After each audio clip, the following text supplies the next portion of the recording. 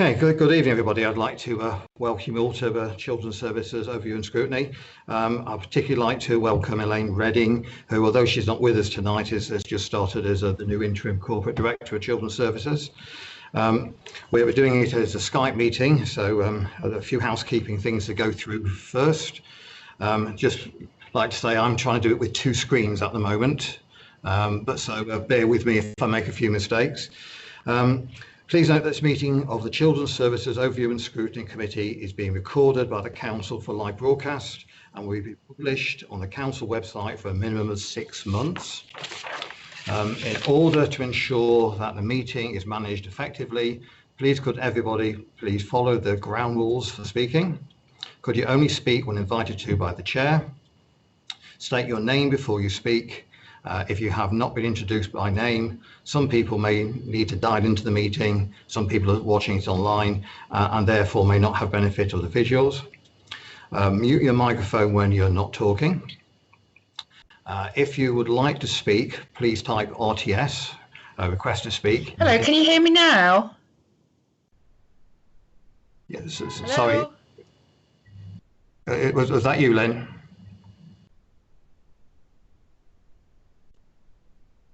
Yeah, I think we can hear you. Sorry, I'll continue. If you would like to speak, please type RTS, request to speak, in the instant messaging conversation panel on the left-hand side of your screen and click the arrow button to send. Please note that this panel is visible to all parties. If you're able to, it will be helpful to indicate a particular issue you wish to speak on in order to maintain the flow of the meeting. If you want to speak on what we're talking about at this moment in time, if you put RTS CP for current point, that would help me.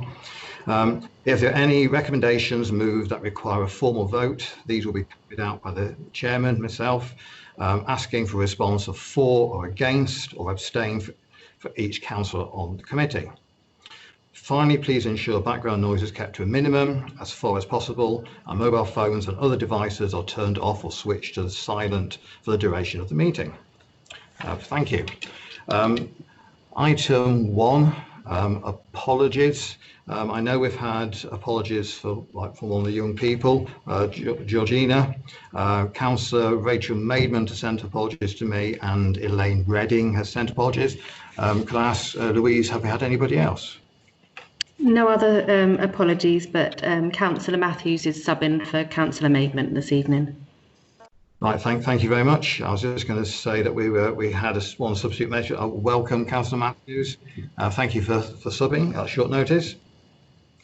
Item 3, declaration of interest. Do any councillors have any disclosable pecuniary interest or any local interest for any agenda items? I've had Councillor Chris Matthews. You've had a RTS, Chris. That's great. Thank you, Chair. Yes, I'd like to declare an interest in relation to item 7 this evening as a governor of Dorset NHS Foundation Trust. Thank you very much, Chris. That's duly noted. Anybody else? Right, thank you very much. In that case, we'll go on to item 4 minutes. Yeah, Councillor Burton, I have put a request for a declaration of interest.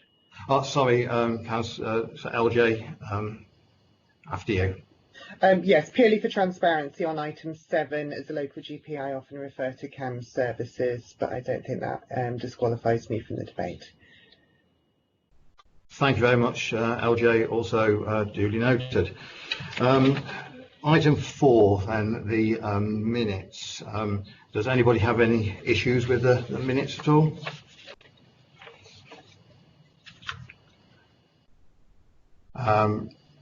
Beverly Dunlop. Beverly. Yes, Chairman. I just wanted to talk about the minutes on page 12. It was the discussion we had around the children in care, in particular the items surrounding the number of children weren't in education. Hold on a minute, the light's gone. I'm just reading the notes I've made. It says we requested a review of the issue of children not attending school to come back to the committee. I think, I'm fairly certain, I asked for a plan of how it would be addressed rather than just a review, and some targets for reduction. Where we're talking about the pupil premium as well, I think the question I asked was how is it spent in order to address that issue, and also the issue that Councillor Northover raised about opportunities in further education, although I'm not entirely sure it was answered fully when I asked it. So the pupil premium is for the purpose of educating. So where, how, or how we deliver that is obviously a matter for the virtual school. But from my perspective, the committee wants to see the results that the children who are not receiving an education will be starting to receive an education, how we're reducing that figure and how we're ensuring that it is spent so that these children have got full access to the breadth of what we offer. So basically it needs to be evidenced. And I'm fairly certain that what I was asking, that we need some evidence and we need the report to come back. I don't want to be noting reports, noting progress. I want to see evidence of how we're addressing and reducing that. Okay, so let's just maybe sum that up. So what you're saying is that on the minutes that you would like it noted that that's what you asked for.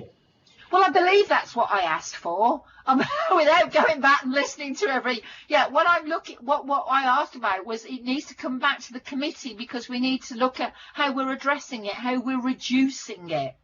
It rather than just a note, note on progress. What the committee needs to be doing is seeing how these matters are physically being reduced and addressed, and we see that reducing. So 1 in 5 kids is not receiving a full-time education one way or another. So it's not just the progress report needs to identify how that's reducing, and that's what I've asked for, some targets and how it's being addressed. Right. So what we could do then is request that information. Now we've got an item on the forward plan coming up later for discussion. So we could add it into request at that point, if that's okay, Beverly. That's fine, Chairman. I just want to see us looking at physical evidence that it is coming down. Okay. Councillor Eddie Coop. Eddie.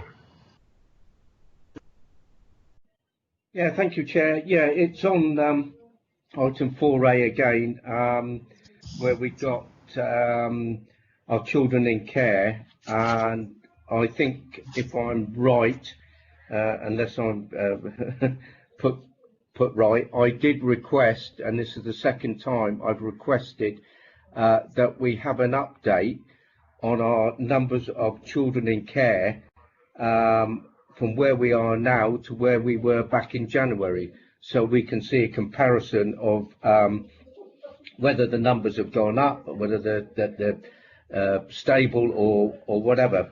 I know there is an item further on, but I did request that in the last minute and the minute before, and we still haven't had, or I have seen no sight of any updated figures for our looked after or children in care. So I'm sure I said that at the end under AOB in the last meeting. Thank you, Chair. I must admit, I don't think we actually had an AOB at the end of the last meeting. Can I just say, Councillor Sandra Moore, is this about this item? Yes, I don't know if I'm going to help or make it worse, but it's actually on page 17, action to be added to the forward plan at a future date to monitor the situation of children in care and needs. So that comes under agenda 4A. Does that help? Well, thank you very much. That does help. Well, Can I come back, Chairman? I'm talking specifically about the number of children who are not receiving full-time education, and that comes under needs. not in education, employment or training. Well, yeah, but I was specifically concerned to find out that, we had 1 in 5 kids who weren't. So it was that particular item that I was concerned about, seeing that coming down and making sure that we see the progression downward rather than just general updates. If that's, are we talking about the same thing, Councillor Moore? I think we are, Beverly, yes. Yeah. Okay. It would be a good idea to be on the same page, but I think the needs is, it is quite. There are more children other than just children in care, but I think that would actually help us to put it all in perspective. And it is normal. At least once a year, we normally have. Well, we did in Poole Council, and I'm sure they did in Bournemouth, to have a whole paper on needs. And that will cover the children. That will cover. Yeah, and that covers children in care. Yeah, they've got greater challenges. Exactly. Can I make a suggestion here at this point then? So we've got this item coming up on the agenda later on. If the questions aren't answered at that point, perhaps we could to revisit it. Maybe you could email me and I could add it to the consider it on the forward plan, or put it for an action sheet measurement for being sent out information later on. Yeah, I'm happy with that, Chairman. Okay. Any other points, as looking down my list, any other points on the previous minutes? Yeah, sadly, I've got one more. And it was around I read the minutes. There you go. It was around the question that Councillor Maidment asked. I know she's not here tonight, but the question that she asked was specifically about the needs of children with protected characteristics. And I'm fairly certain she was referring to the Equality Act and the protected characteristics contained in those. But when you go on to let's have a look at the report, the decision made. It says a report to be provided of the profile of the high need children in care and the benefits to enable counsellors to have a greater understanding of the characteristics of children in care. I think there's a misunderstanding there.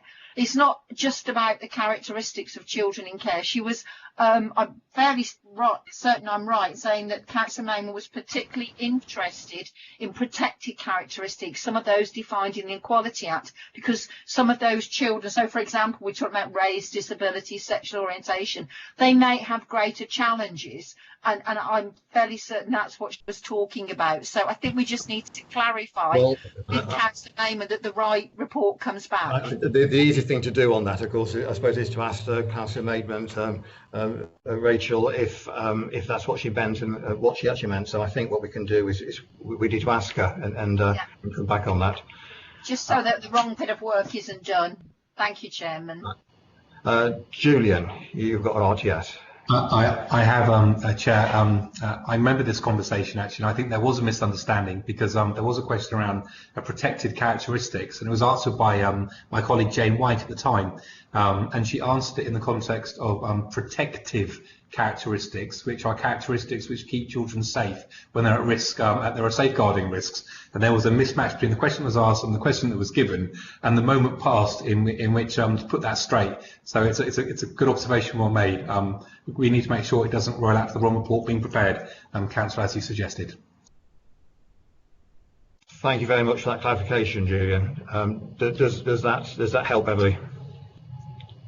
Yeah, no, that's perfect. I think that was exactly what I picked up, and it's something Councillor Maidment is interested in. I didn't want people to go off and do a piece of work that wasn't what she wanted, so that's fabulous. Thanks. I'm done now. Thank you, Chairman. Right. Thank you very much.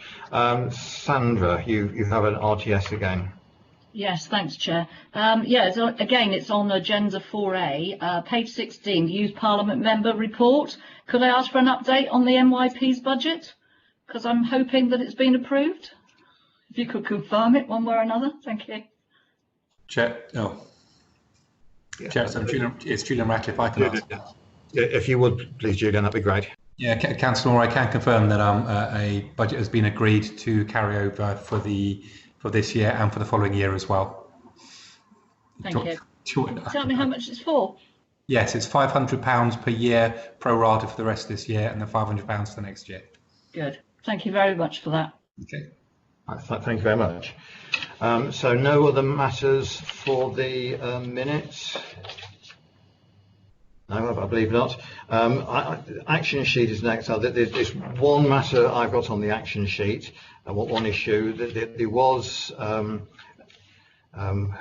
action sheet, however, let me get my notes back again. The note the board's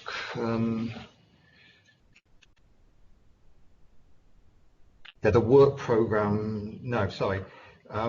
There was one item on the action sheet to be come for November, which after discussions with for the work programme, we decided to move it. So what I'll do is when we come to the work programme, I will talk about it then. Any other issues with the action sheet? No, in that case, we can move on to the forward plan. Chairman, apologies, just to confirm that there's been no public issues on number 5. All right, sorry, yes, I missed that one out because I had no notes for it. So the forward plan, we've done some more work on the forward plan over the summer, as promised in the last meeting. We did, if you remember rightly, the councillors who was on Children's Services back in the spring, we had quite a large session, doing a work programming session with input from officers and councillors. I've taken that, and we had a meeting with the interim corporate director of Children's Service and the vice chair, and to come up with the new forward plan. The Children's Service harmonisation was mentioned on that, and if I remember rightly, we took it off the forward plan for November because we decided it was too early because the report wouldn't be substantive enough for us actually to look at. Now, I'm quite happy to be corrected by any of the officers who, if I'm wrong about that, but if that's my recollection. Is there any other comments about the forward plan?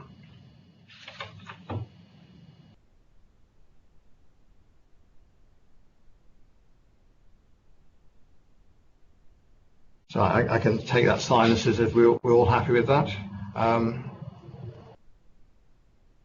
So Adea, you have a request to speak. Yes, I'm one of the MYPs, and me and my other fellow youth parliaments are wondering, in March, usually we would have like a overview of what we've done over the year, but then because our term has been extended for 2 more years, we are wondering if in March we could do an overview of what we've done from that year to see, like, you know, what plans you've done, because that's what we would normally do for youth parliament. Right, thank you very much. So what you're saying is that you'll be quite pleased if March we could add to the forward plan an overview from the Youth Parliament. Yeah, I'll put that onto my considerations, and I'll get back to you. Yeah, and also one more thing. I was wondering about the January PHSE meeting that's happening. Okay, could you be specific about what you was wondering?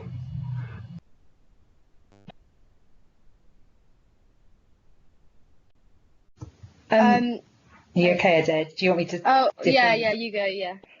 So it's just on the forward plan for the January agenda. It's got a suggestion that the member of Youth Parliament might do some input on PSHE and mental health in terms of the COVID response. So we were just discussing about what that might mean in terms of what you'd like from us on that. Right, okay. I mean, that was an item which we'd open for discussion, because we have 2 items sort of joining together there. So I think the best thing to do is if we have a conversation about that and see what inputs the Youth Parliament can put into it, and if they're comfortable doing that. Yeah, that would be great, thanks. Yeah, just a bit more like specifics on what you'd like us to do. Right, thank you very much. Any other points on the forward plan?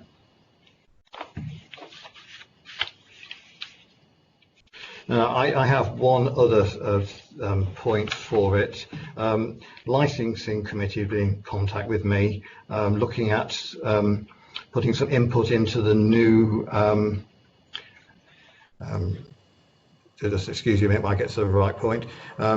some viewed input into the delivery of children, sexual exploitation, human trafficking awareness training for drivers. Now, I believe that in the past in Poole, councillors were involved in that or had some input.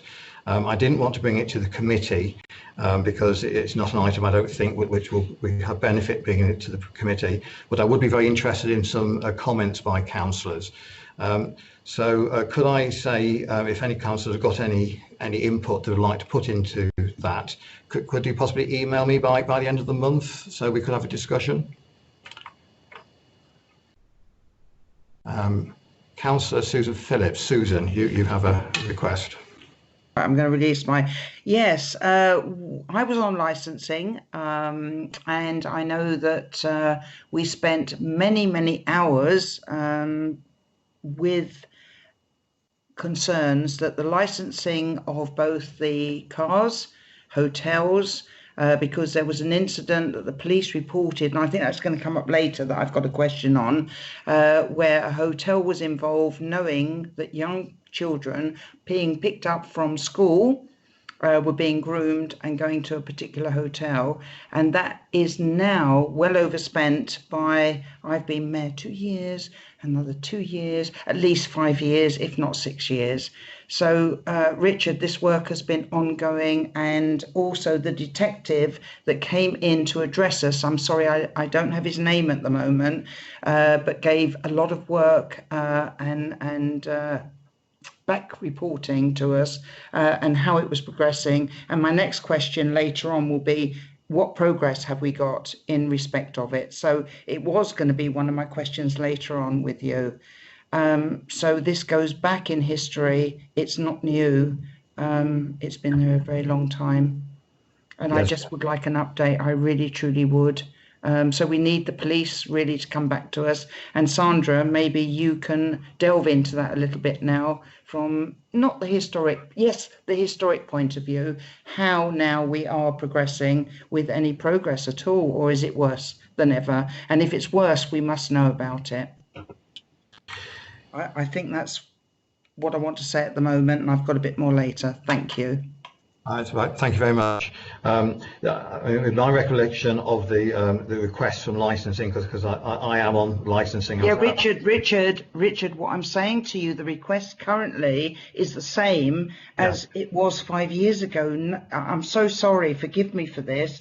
It's exactly the same identical situation. We must look back at records and we must deal with the police to actually get the records from the police as to progress and where it went from when this detective, and I will get the name if you need it, I will, you know, where it's progressed thus far and where we are now. And I don't believe so. I believe it's got worse because you're being asked now from licensing. So, yeah. Yes, so Sandra, can you look into this, please, very seriously, please, because it was very serious for us. Well, my feeling is that... Me on licensing, yeah. What my feeling is, because looking into the history of it, I know you have a good overview of the history of it from Bournemouth.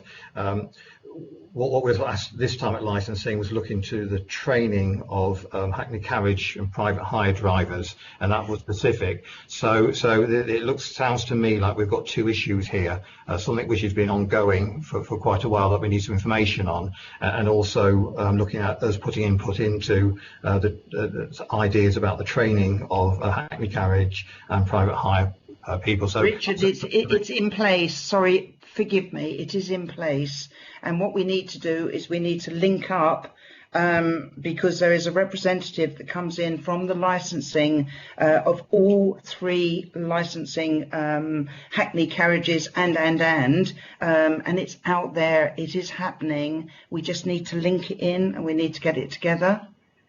Right. Well, thank you very much for that. I'm going to stop now. Thank you. Thank you. Councillor Dunlop, you've put an RTS in.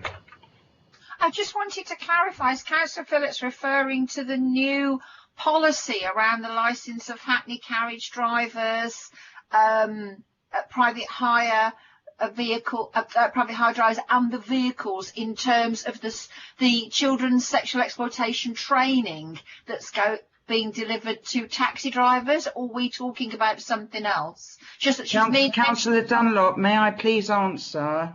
It is always being taken very, very seriously when we have when I was on it's so difficult. I'm still there, but I'm not. I feel that it really was taken on board by all of the taxi, hotel trade, licensing officers, promoting it, doing it out there with the current state of affairs, and it's all understood, it's all known, and it's been promoted. So why do we have to reinvent it? That I think that's where I'm coming from. Why should it be reinvented when it is there? Well, and I had confidence in it. I can probably help a little bit here. Okay, thank you. It's just that this item is coming back to licensing on the 10th of December. And it's specifically the question that was asked of me as Chair of Children's and also a member of licensing was to get some feeling from input from Children's Services members so that we could feed back to the meeting on the 10th of December, which is looking at the new licensing for BCP, to the harmonisation. So I hear what you're saying about the history of this, and yeah, I am very interested in that. I do feel that you've got a lot of information that you could probably share to help with this, but we have quite a tight deadline here, or the 10th of December, because that's when the meeting is. So we need to work on this quite quickly. If we have any feelings about, and say is specifically about looking at the training of Hackney Carriage and private hire drivers, the policy that's going to licensing on the 10th of December. Does that help? It should already be there, but I'm going to again retract that. Not retract, sorry. I'm going to retreat. That's the other word, retreat. Thank you. I think it's one of those things that it could well be there, but it's the harmonisation of. I'm sure you'll find that is within the training. Yeah. Okay. Councillor Mike White, Mike. Yeah, thank you, Chairman. I just wanted to echo what my Bournemouth colleagues have said. In Poole, we've had this as part of licensing training for years, encouraging drivers to look out signs of exploitation of our young people. So as Susan has said, this is nothing new in Poole either. Thank you. So one feedback I can give is that the training was in place in Bournemouth and Poole, and we should start by looking at what was being done there in the past. So I can feed that back straight away, can't I? Yes, thank you. Thank you for that. Councillor Beverly Dunlop, Beverly, you've got a comment there. Do you want to share it with us?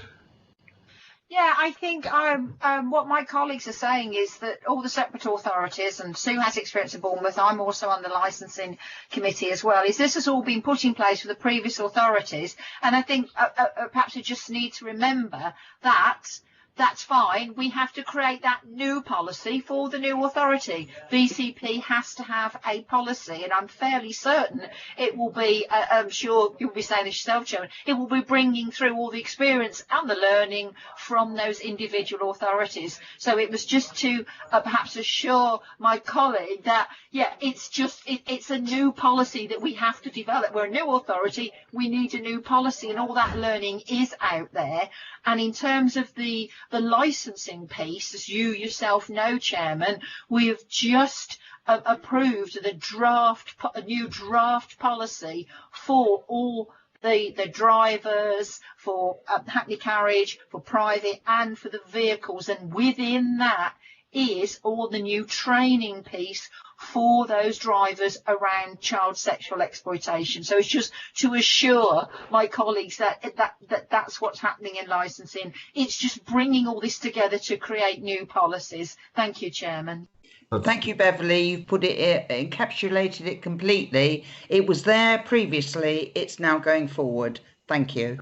Thank you, Beverly. I would also reiterate what you said there, because we had a very long meeting at licensing doing just that, looking at the previous policies, trying to combine them and take the best of everything. Yes, but I shall definitely put forward everybody's comments here.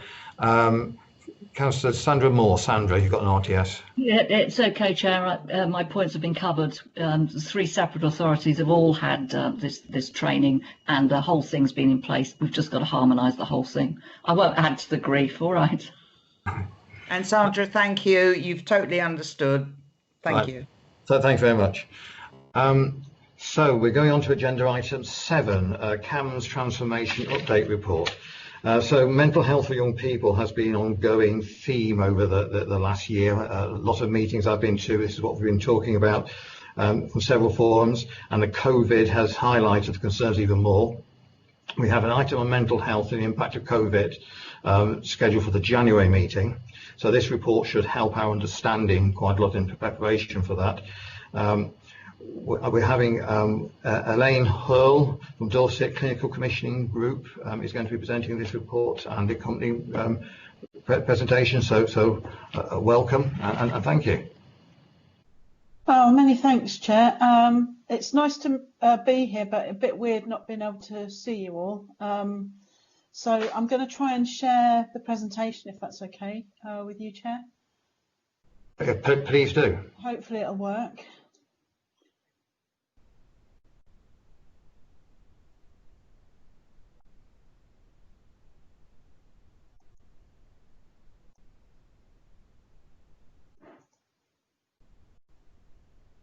Is that working?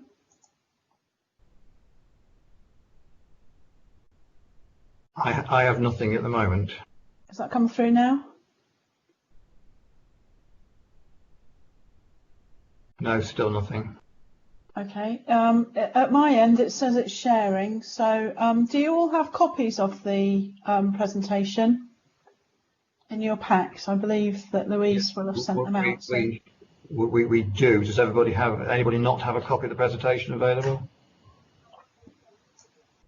I'll take it that we have then. Okay.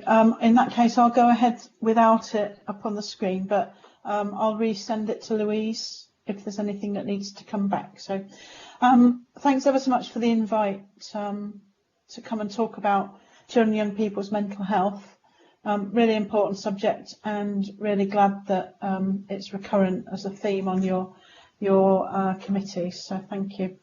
In 2016, the national direction of travel was that every area across the country should have a local transformation plan for children's mental health services. And so as a result of that, we as a collective, a partnership of organisations and families and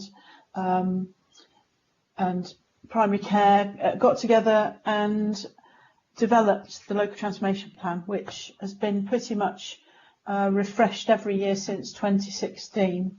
As part of that, we've got a steering group, which is a collection of individuals from Clinical Commissioning Group, Dorset Healthcare, Dorset Public Health Dorset, the local authorities, obviously, parent carer representation. We're gradually winding it out to make sure that there are schools represented on that programme board and on that steering group. And we report to the mental health programme board at the Clinical Commissioning Group. The partnership's really, really important, and most of us have been working together for quite a few years now. And we're at a point where the NHS introduced the long-term plan, which kind of has really endorsed what's gone on previously, but set us a whole new set of ambitions, which fortunately across Dorset we were already considering.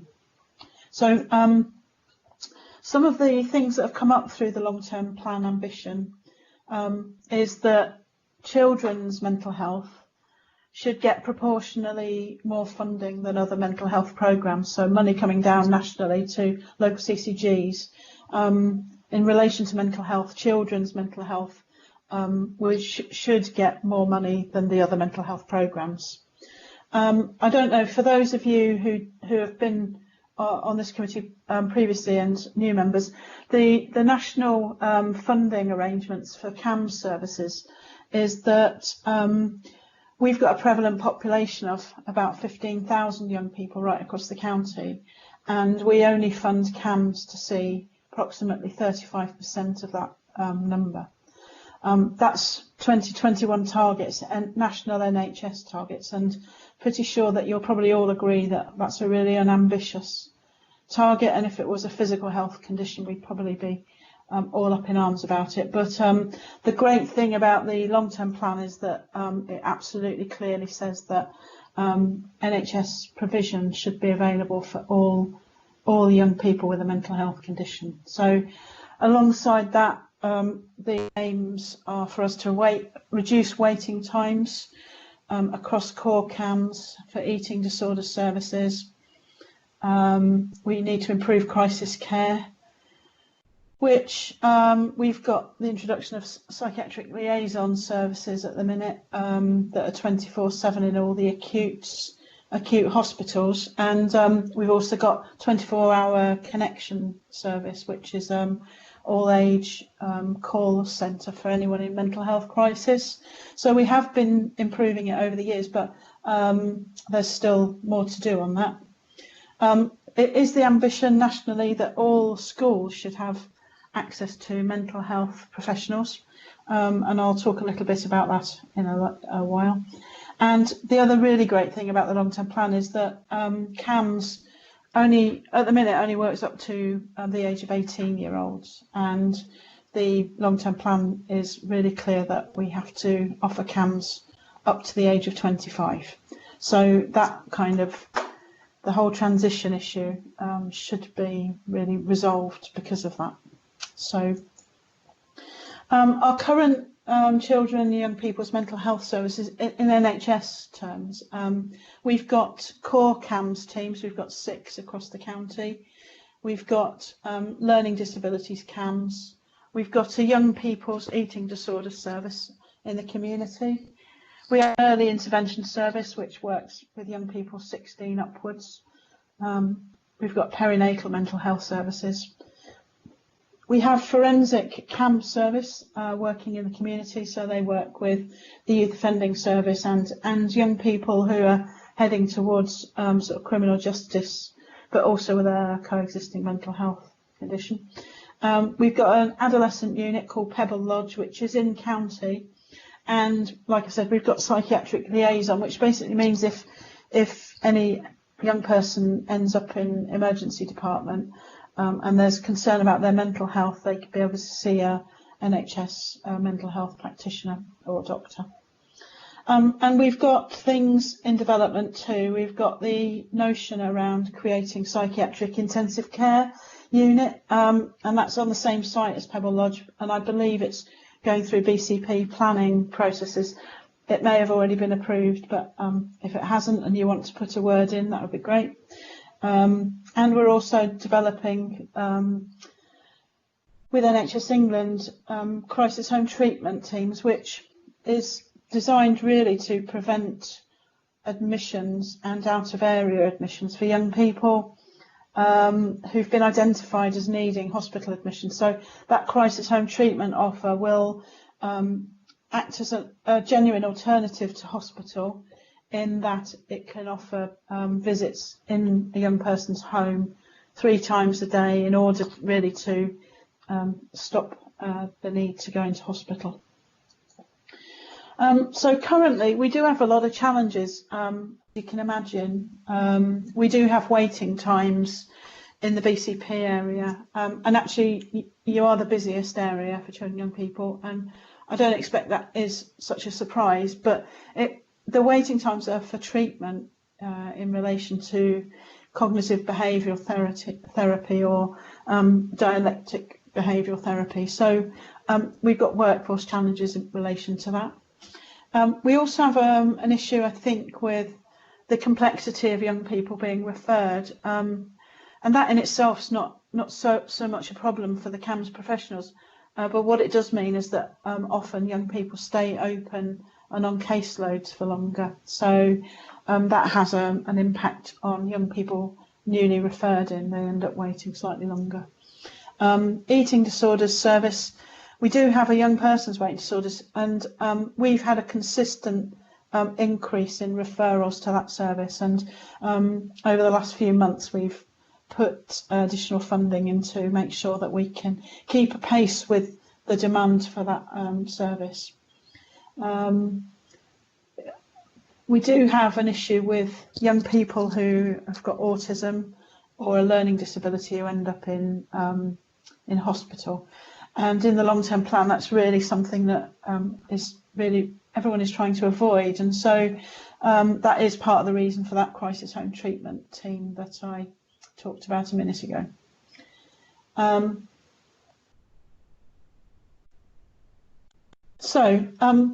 In development, some of this has been thought about ahead of the long-term plan, but it very much kind of gels with the long-term plan. The NHS funded bits, we've just introduced the gateway service into the BCP CAMS mix, because the gateway service is basically a single point of entry to the CAMS services. It means that no young person newly referred should wait longer than 4 weeks for treatment, and that's the ambition that we've set them. And that will be probably a national directive as well in the future, no wait longer than 4 weeks. So the gateway service will make sure that there's, as soon as referrals come in, young person will be offered an appointment, they'll be seen, they'll be able to access group treatment, single therapy treatment over a period of 4 weeks. Some of those young people will at that point be able to be discharged because they've acquired the skills to manage whatever they're going through at that particular time. And it'll also mean that young people who really need treatment quickly and a bit more intensive will be able to go straight through to the core camp. So we're piloting this in the BCP area. It launched last week. In the first week, they saw every single referral in that week. So we're kind of hopeful that this will address the waiting times. It will set us ahead of the game in terms of a 4-week wait. And eventually, once the slight backlog of treatment is dealt with, we should be able to increase access to more and more young people. So that's a key element in the developments. The other thing that I believe you were really interested in as a committee was mental health support in schools. So nationally, I think there is a real intention to make sure that every school has access to NHS mental health expertise, for want of a better word, forgive me. So we are part of the pilot site in Dorset. We've got 3 schools teams.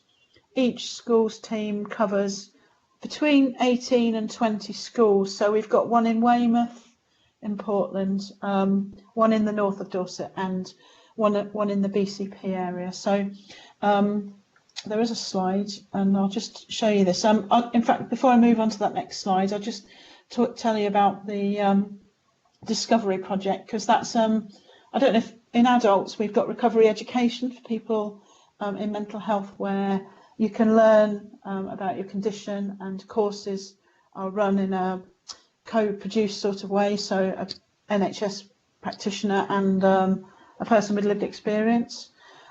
We're trying out the same approach with young people, and we've got blogging, we've got online offers, we've got activity-based recovery kind of focused work with young people in schools, and that kind of marries up with some of the other early help offers that the local authorities also deliver into schools. So programs like I Can Problem Solve and Brave, and some academic resilience programs too. We also introduced last year as a pilot, we brought in Couth, which is an online counselling service. It doesn't suit everyone, but it is filling a gap in terms of young people can either kind of text, go online and ask questions, they can look at all the online forum, and they can also access one-to-one counselling online. We've got Chat Health. We put a bit of, we put people into the youth offending service, but I've got some conversations coming up with David to look at how he sees and how you see the service kind of growing or developing over the next couple of years. So, and just, we've got other developments happening. Chair, you might want to stop me if I'm rattling on too long, but okay. I'll take that as a prompt to stop you then. If that's okay.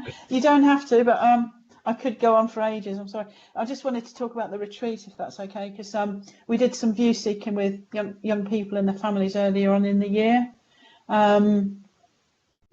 And we've got a retreat for adults, so it's if you're in mental health crisis, you can just go there and be seen by either a mental health practitioner or someone with lived experience. We've thought for a while that that might be something that young people, that would be part of the crisis offer for young people. And we did some view seeking work earlier in the year, and young people felt that they really did want that kind of thing, but not in an NHS type building. So we'll be working with youngsters to kind of develop that offer. I just wanted to show you this last slide. These are the schools that currently the schools team will be working to, and they'll be fully operational from January, but they're gradually building up their work from now. So I'm happy to take questions. Right, thank you very much. I noticed I've got one RTS there already. I've just got a couple of points just before I get to other people. I noticed in the report you mentioned Poole and Bournemouth, but I don't think Christchurch is mentioned. Is there a particular reason for that? That will be totally my fault because I've focused on the whole BCP area. I apologise. Right, thank you. That's my fault. It's an error. So we can just insert Christchurch. I did think that might be the case, but I just wanted Apologies. to be and the other thing that the theme I'm picking up here is underfunding and also more service, like extending to 25, which is also going to have a cost, isn't it? Any idea how much underfunding we're talking about here, and what is the, if we do extend it to 25, which I think is a great idea, where's the give going to be?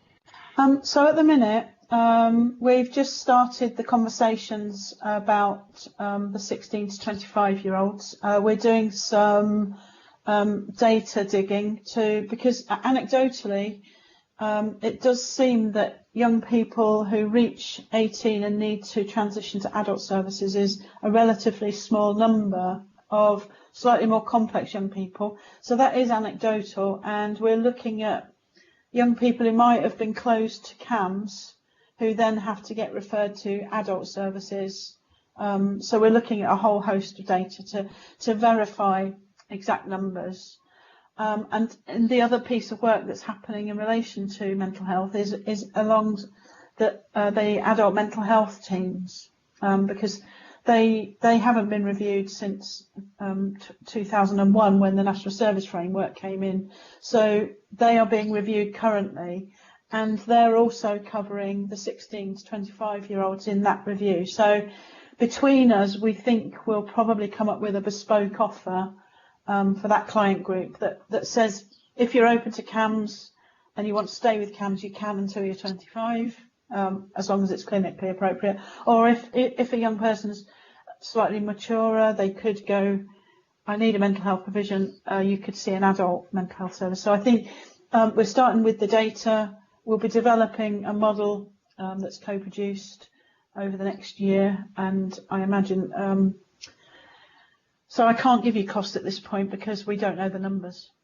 That was a long-winded answer, sorry, Chair. So a long answer, but you don't know. Yeah, I've got quite a few people requesting to speak now. Adair, you were first, but I have got a couple of people that are saying current points. So if you don't mind, I shall just go to those two people first.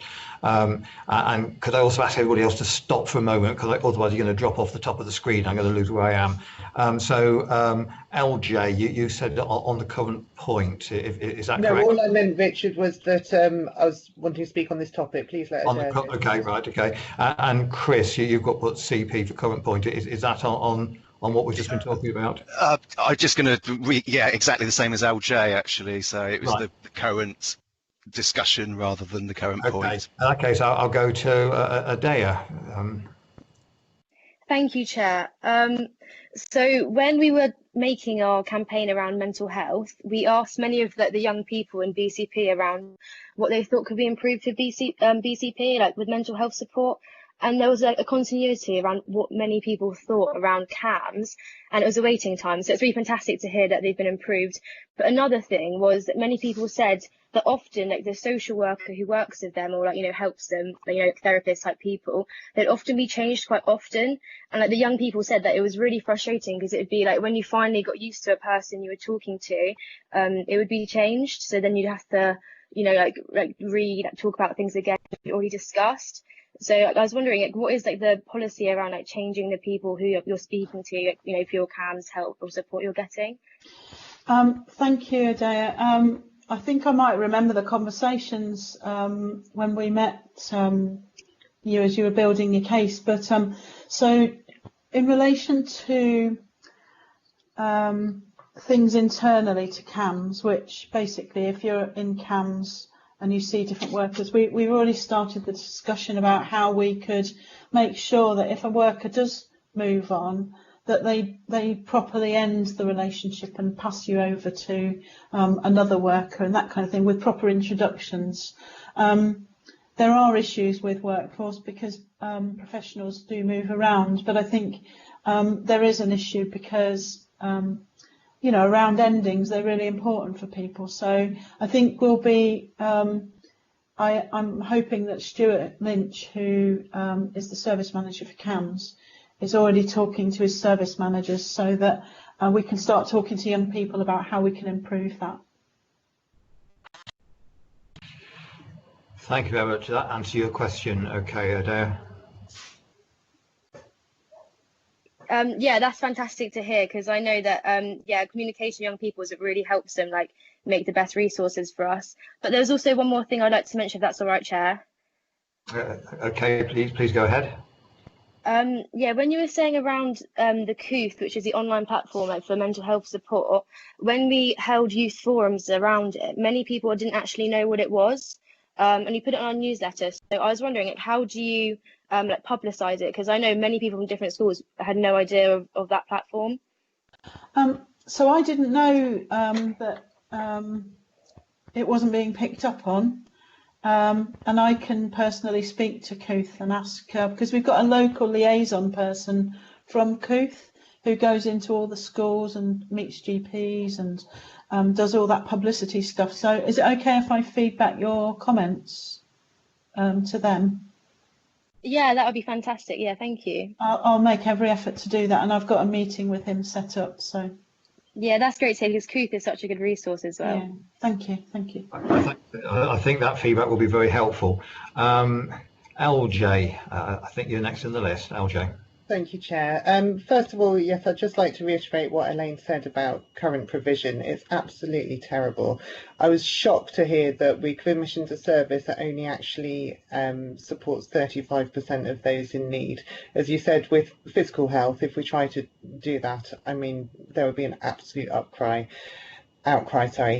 So I so welcome this report and all the ambitions and everything, but obviously funding is going to be key, and I really, really hope that can be sorted and that everything can be followed through that has been suggested so far.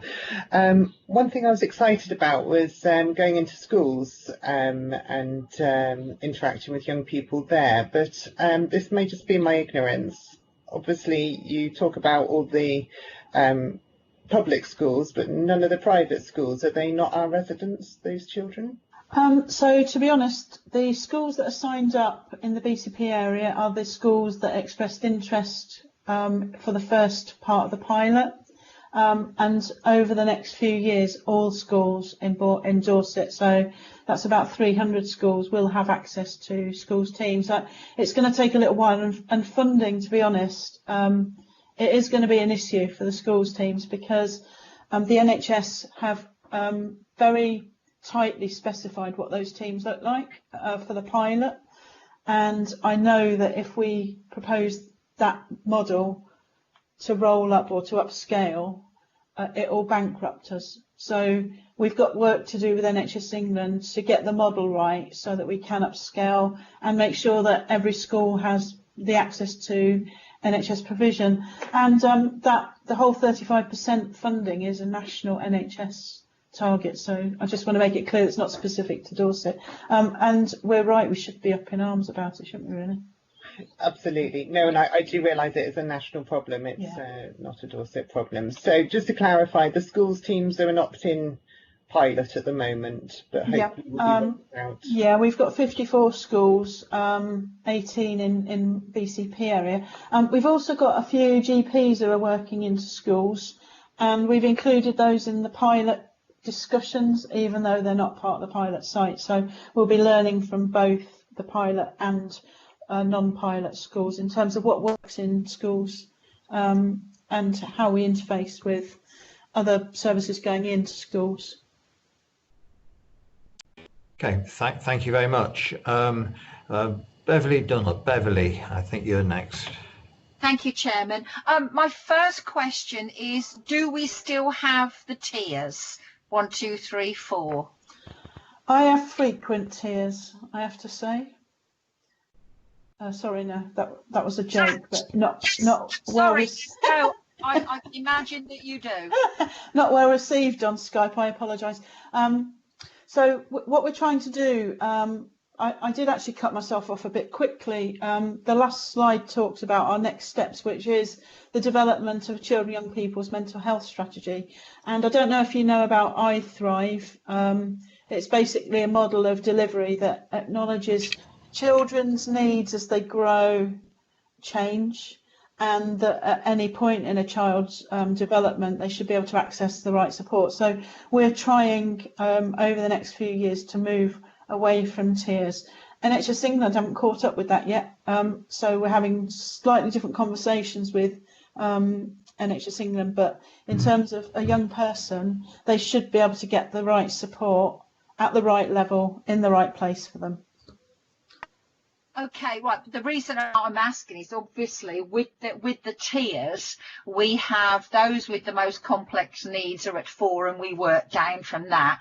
And at this moment in time, how are we addressing the complex needs in terms of severity, and sort of do we have tiers at the moment? Okay, what I'm trying to get to, let me get to my end point, and it might give you a better clue. I'm trying to get to where we are now in terms of the complexity of the need and the number of children waiting for those various for the complexity in those complexity groups, because I know that you mentioned a backlog, and I know that sometimes the complexities that come through in the higher tier can possibly mean that the lower tier ones don't get addressed, and they therefore develop more complex needs and become 3 and 4. So it's how are we categorising them at the moment? How are we addressing those complex needs so that the lesser ones don't get sort of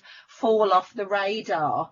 And how long are children waiting at the moment? Because if we're only dealing with 35% now, and we've got a huge waiting list, and the lower complexities don't get dealt with, what's the percentage of that 35% that we're actually dealing with? Okay, so I mean that's a very complex question, but we've done several things to address so complexity in itself isn't an issue for the CAMS teams. They're commissioned specifically to work with young people who have got serious mental illness. They're not commissioned to sort of offer the early help. That said, they do provide quite a lot of advice. In relation to the gateway service, which I sort of referenced earlier, we've specifically put that into the BCP area because we've got young people waiting for treatment, not waiting to be seen by CAMS for assessment at all, but waiting for treatments like DBT and CBT. We don't have enough therapists in the service at present, so that is part of a funding request that will go to the CCG once the strategy is finally signed off. But the gateway will enable us to address the current waiting whilst also seeing new referrals come through. It is new, and we're testing the concept, but we believe it'll work. And in other areas like Portsmouth and Warrington, where they've tried this type of approach, they've actually been able to reduce waiting lists down to virtually zero, and also make sure that young people who do need proper, more intensive treatment can actually access it. And I am trying to avoid the tears conversation, because we're not generally grading young people who come through to CAMS like that.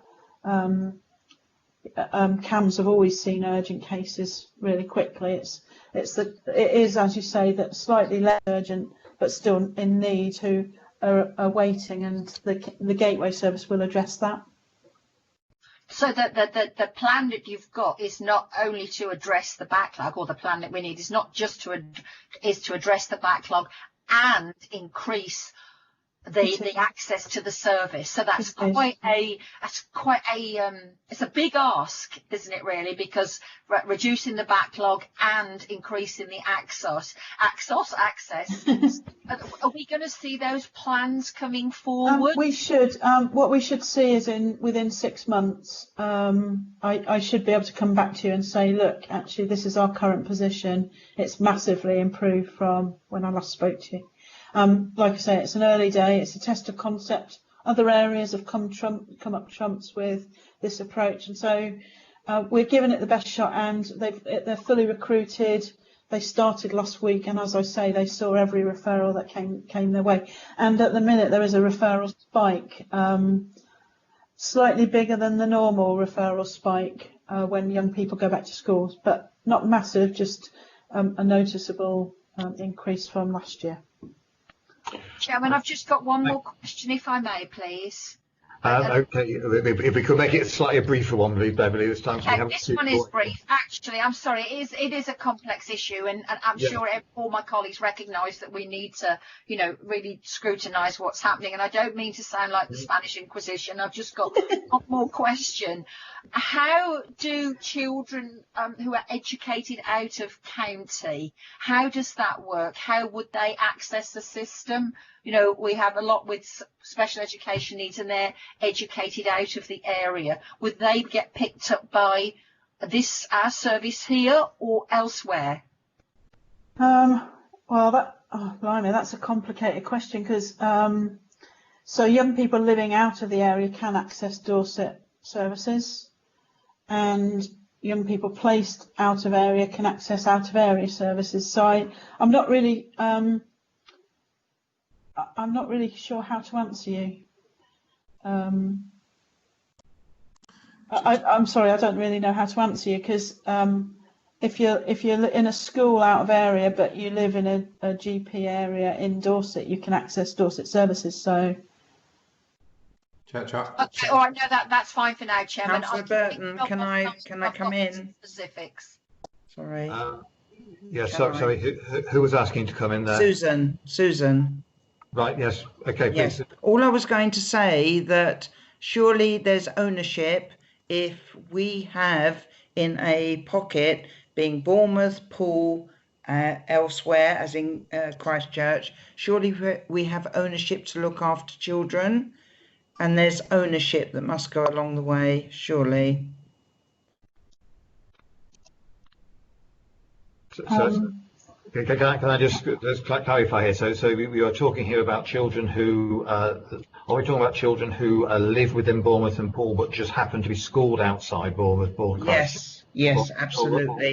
We do have a responsibility if they are placed elsewhere, and we must look after them, I believe. So that is my understanding. So, okay, again, I go back now.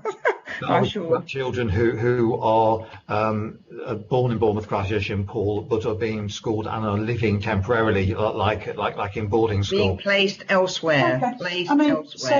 The schools offer mental health teams in schools are being rolled out nationally. So Hampshire have got them.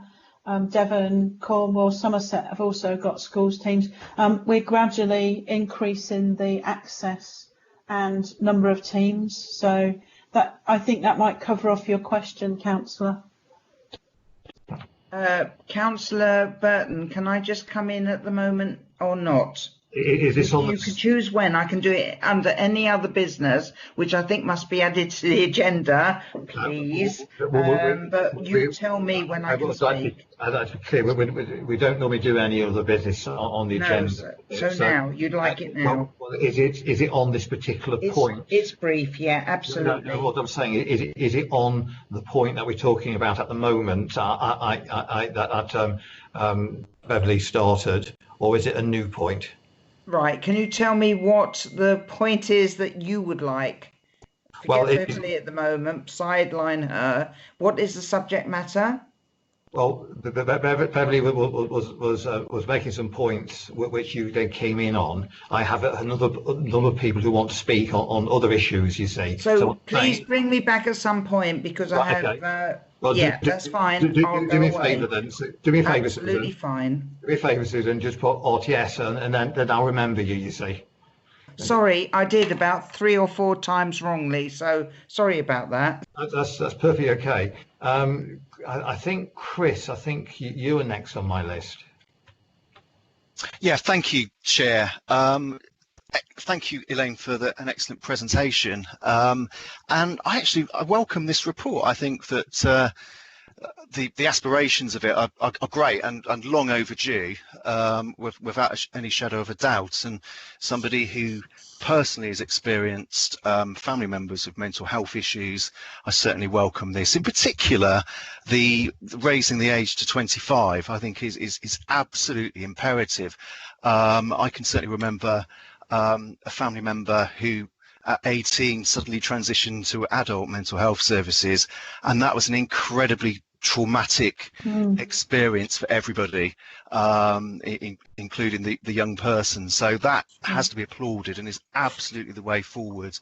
The other point I was going to pick up is what Adaya mentioned about communication and continuity. Yeah. And one of the things, particularly in my experience for young people, is that it's very hard for a young person to talk about mental health issues, full stop, in lots of cases. But when they do, and they build up a rapport with somebody, and then that person moves on, that can sort of break issues of trust and all sorts of things like that. So actually can be counterproductive. So I think that's something that I know, obviously I know the workforce moves about and all those kind of issues and stuff. And but I think it's a really, really good point that Adaya raised on that. The question I really wanted to ask relates to the sort of provision in schools, because I think it's, when you mentioned it, and certainly in the report, it says that nationally the sort of ambition is to have mental health provision in all schools. Now, to me, that is, it's astonishing that we've not had that already, because it's just so fundamentally important. Yeah. But in terms of kind of like raising awareness, I think I know Councillor Dunlop mentioned about the different tiers and of different acute cases, and right at the level 1, where you need sort of a lower level intervention. And actually, surely the way forward in a school setting, I noticed on the report it mentions that schools are sort of, they're kind of adapting the provision according to what they think is going to work and stuff. And I just think it mentions that mental health training at an induction level is something that your service could sort of provide. To me, that would be the most sensible way forward. And is there any way that we can kind of encourage schools that is kind of like best practice to do that? Because having people who are clueless on mental health issues really has a profound impact on young people, and can have a profound impact on people for the rest of their lives. But also, potentially, from an economic point of view, mental health provision is really expensive, and the longer that people need it. So it just, to me, it's a no-brainer not to have that.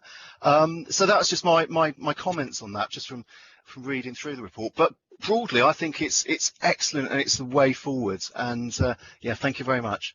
Thank you. Thank you very much. I'll just unmute myself.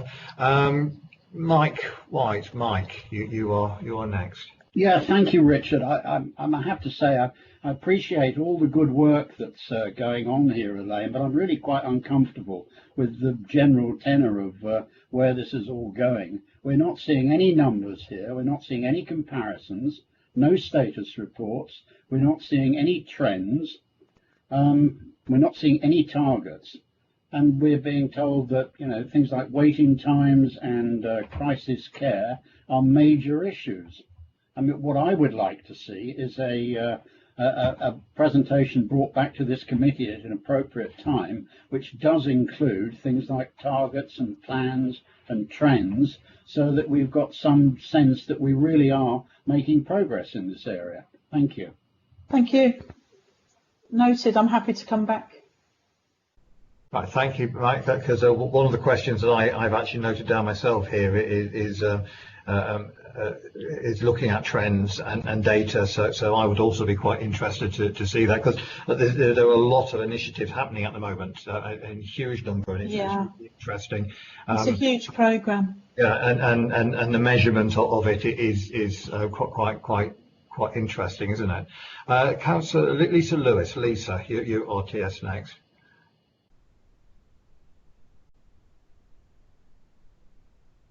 Lisa, you might be muted. Sorry, can you hear me? Thank you. I can hear you now, yes, quite clearly. Thank you, Elaine. I'm afraid I did get cut off for about 10 minutes. So, and some councillors have already asked what I was going to ask you. Yes, I mean, like many others, I was very concerned about the waiting times, because especially at a young age, 4 weeks to be seen can seem like months. But so I see in the long-term plan that hopefully this will be addressed and sorted, and you have every confidence that that will happen. I believe I do, and I'm not one for sort of pipe dreams. The way this service has been developed has been, we've looked at other areas. The 4 week wait, it won't be that you're referred and then you'll wait 4 weeks. The gateway offer is that you'll get picked up on the day you are referred. You'll be offered an appointment on that day. You'll be able to come into the CAMS service. You'll be able to access group support and one-to-one support. You might have some mini sort of CBT, and for some young people that is what they need quickly. They can go away and they can self-refer them, so they can refer themselves back at any point after that. If a young person needs a much more intensive approach to their treatment, they'll quickly pass through the gateway into the core CAMS service. And so by doing that, we shouldn't have any young person waiting in the wings for them to come into CAMS. That 4 week offer is about actively working with that young person. So I am hopeful, and I've been around the block a bit, and I don't get hopeful that often. So that sounds, I am kind of hopeful. Encouraging, and just having an appointment booked is something to hope for when you're feeling really low. It really is, and it says, and whilst if there is any sort of short wait, the CAMS team, the gateway service, will be in touch with that young person, so that they have constant kind of flow of information about where they're at and what the offers are and what the group offers are and those kind of things. So they'll be actively working with that young person from the moment they pick up that referral. Oh, that sounds pretty good. Great.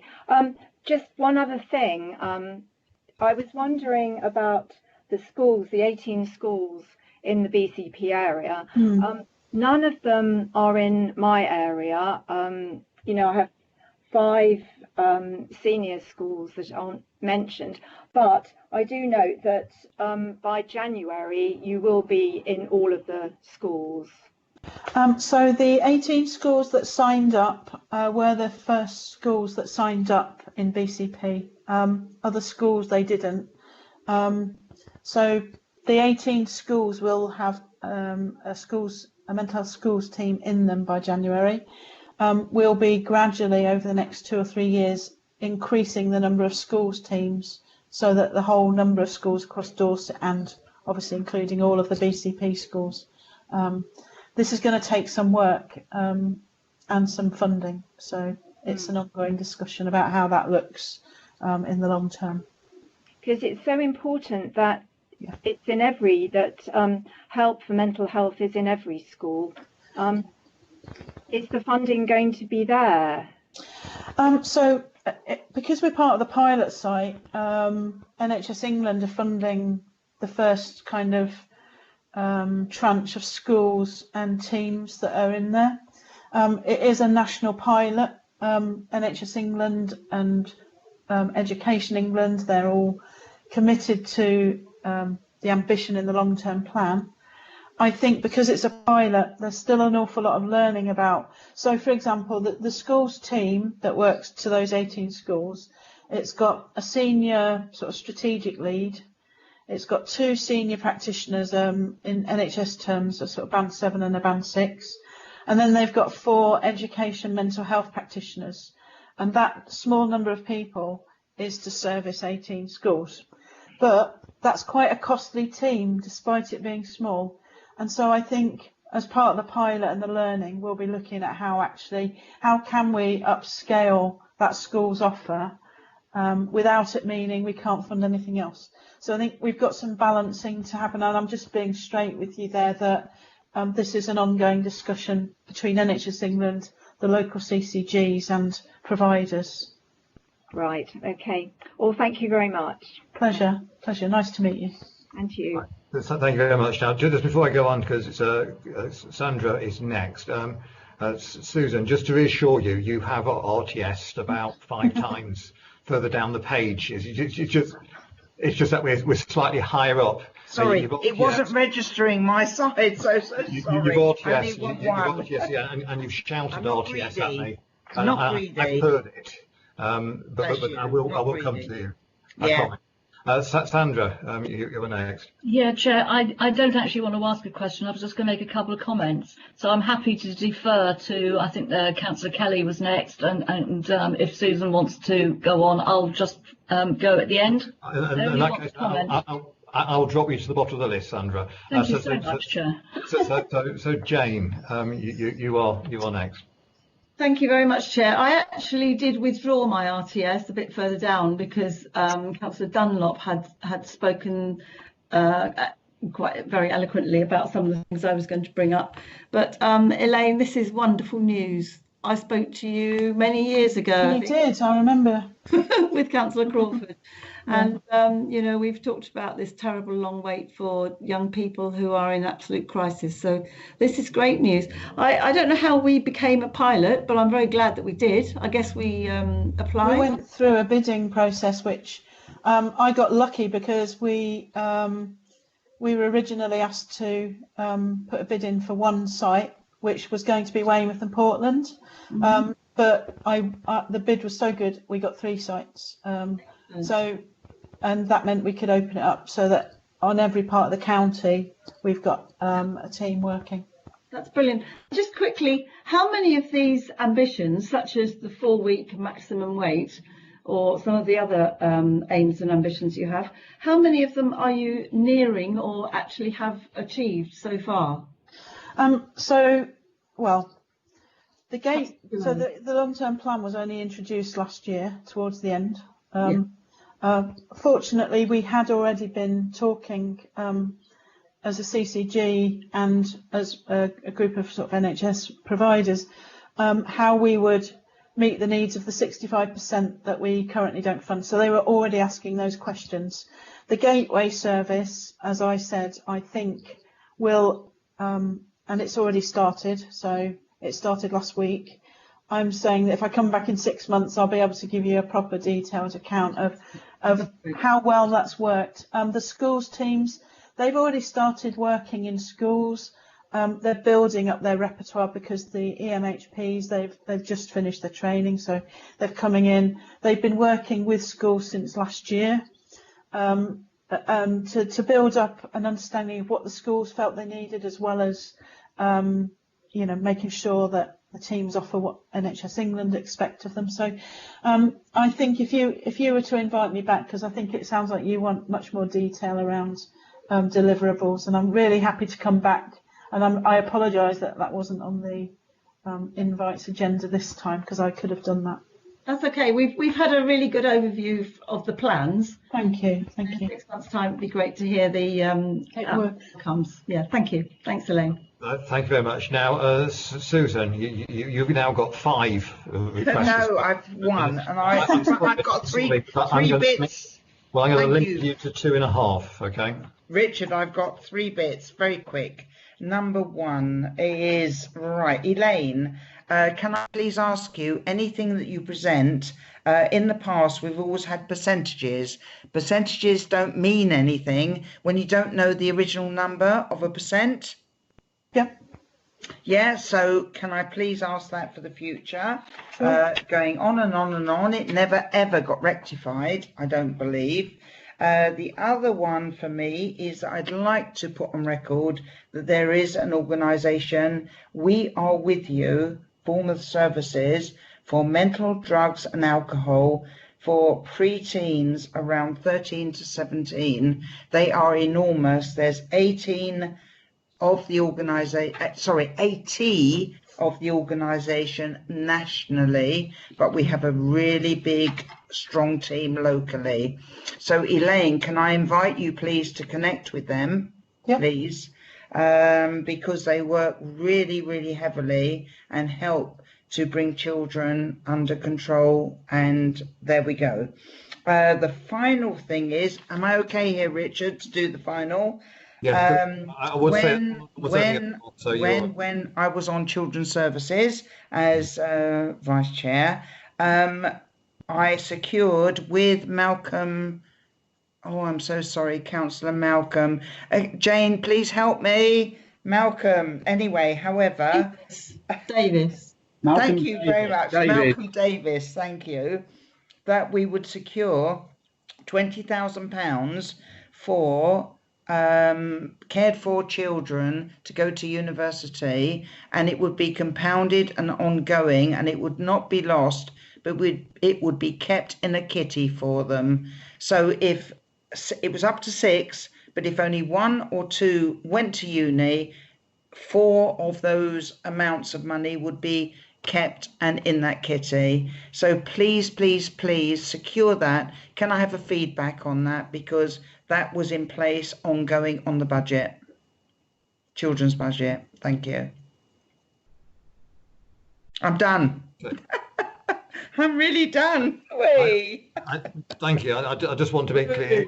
You asked for some feedback. Who you're asking? Who can give you that feedback? I need to leave it probably with Sandra. And also Elaine, I mean, between the two, just to look back, please, because we were helping care children to go to university and have the same experiences as a traditional family and have the same ability. Right. Thank you. We'll see if we can organise that feedback. Now, Julian, thank you. I just noticed that you had something to add to clarity about the out of authority issues. We're going back over a few points, but also, did I say about Councillor White that I agree with his comment? Can I say, please, in case I didn't say that at the beginning? So I'm sure I did, but there we go.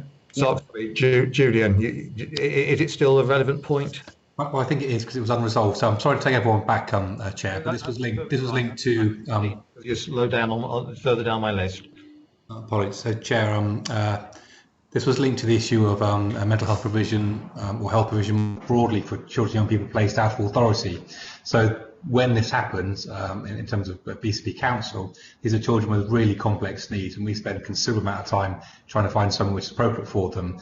In the round, though not in every single case, the type of provision we find for children and young people has mental health services built within it, which we commission. So they might have on-site clinical psychologist support or similar arrangements. Not always, and where that's not the case, we negotiate children accessing services within the community as with other children and young people, just depending on the need of the child and young person at any moment in time. I'll stop there. Thank you, Chair. Right. Thank you very much. I'm just reading down. Councillor White, LJ is very much in agreement with you there.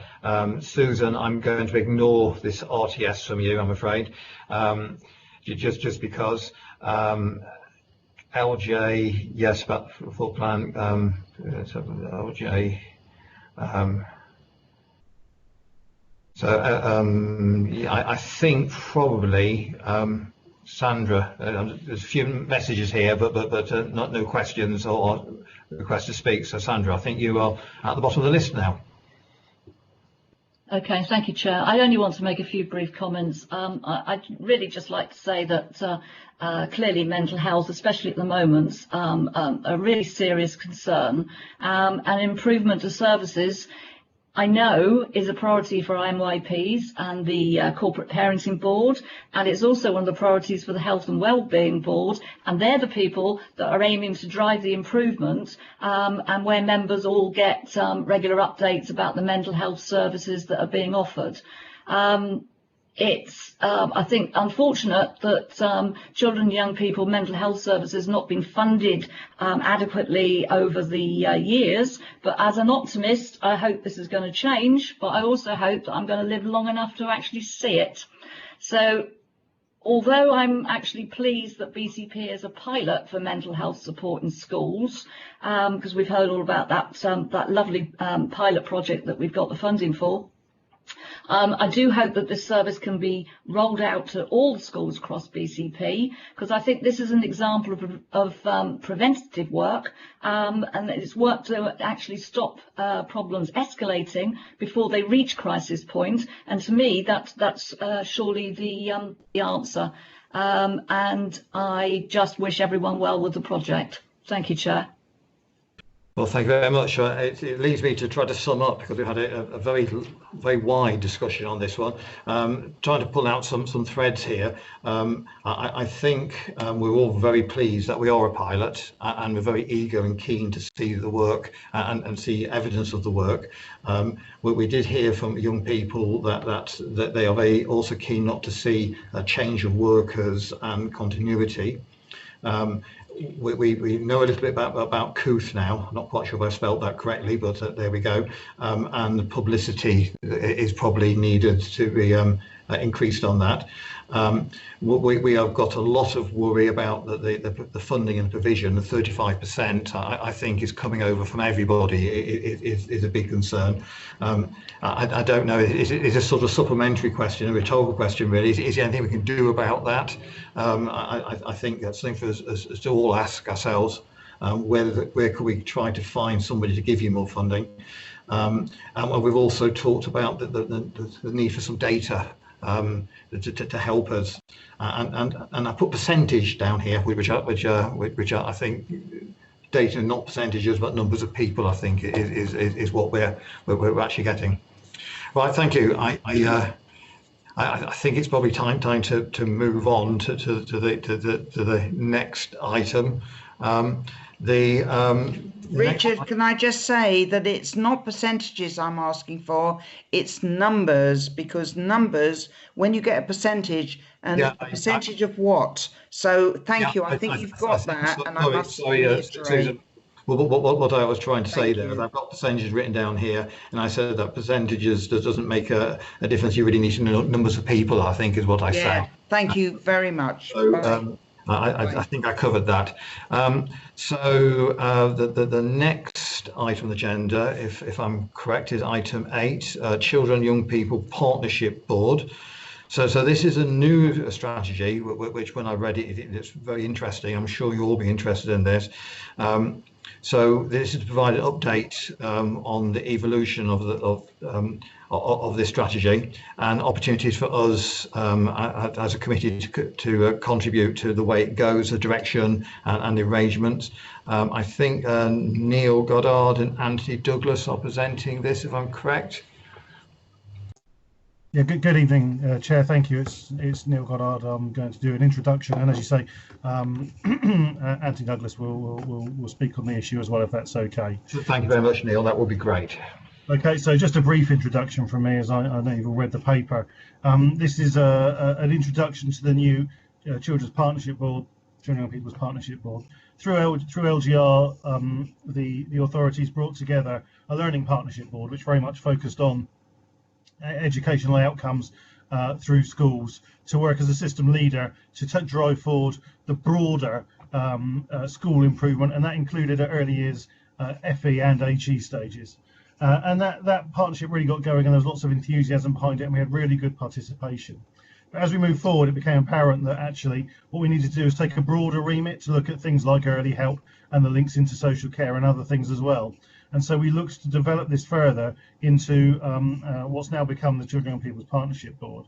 Now, members who've been on the council previously will be aware of the previous Children's Trust Boards, which took a role in leading partnership working across children's services as a whole and produced the Children's Plan, or Children and People's Plan as it was at the time, for the predecessor authorities. So this board is in a similar vein, but hopefully will take a somewhat different approach. So the Children's Trust Boards did sometimes become rather focused on the plan and writing the plan and updating the plan. This is very much an outcomes-focused board that's focused on system leadership and being inclusive and making sure schools and all other parts of the system are represented and bring their views to bringing the widest possible support to the outcomes that we want to deliver. It's still in its early stages. You'll have read the report and know that we're currently working on the plan, and worth noting that the Children and People's Plan is one of the few really statutory plans that the new local authority is required to have by April next year. So we will be on track to deliver that, setting out our aspirations for the services we deliver and the outcomes for those children and young people. You'll also notice in the report that there's a very clear indication that the voice of children and young people should be within the work of the board and within the plan, and that's something that we'll be developing as well.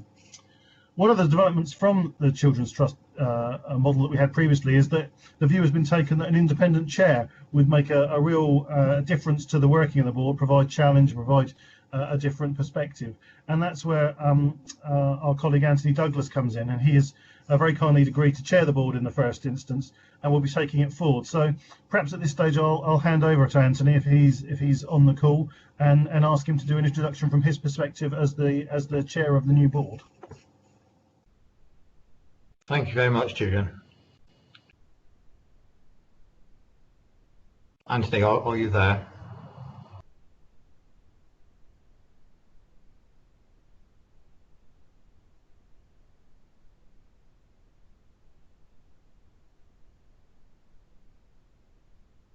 Oh dear. No. He is listed on the participants list, but doesn't appear to be able to speak. Okay. It's a problem we all have at times. Well, hopefully that technical issue will be fixed. Shall I answer questions in the meantime, Chair? Would that be the best? Yeah, that would be good. And I must apologise. I think I called you Julian a moment ago. I'm very sorry about that. So let's have a look if you have any questions here.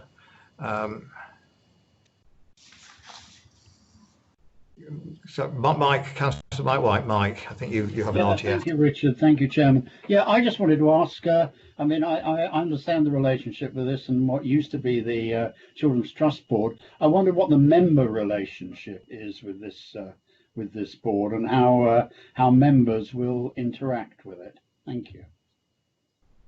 So thank you, Councillor White. It's a really good question, actually. I think to some extent we're still coming to the answer on that in its entirety, because in setting up this board, we wanted it to fit within the broader governance. So there is, of course, the Health and Wellbeing Board and other governance bodies that we have across different aspects of children's services. So in the first instance, this is not a member board. This is a partnership board of the organisations that are delivering, so the council, health services, police and others at that level, with obviously every opportunity for portfolio holders or others to attend and observe the meeting. But it hasn't at the moment been set up as a member board.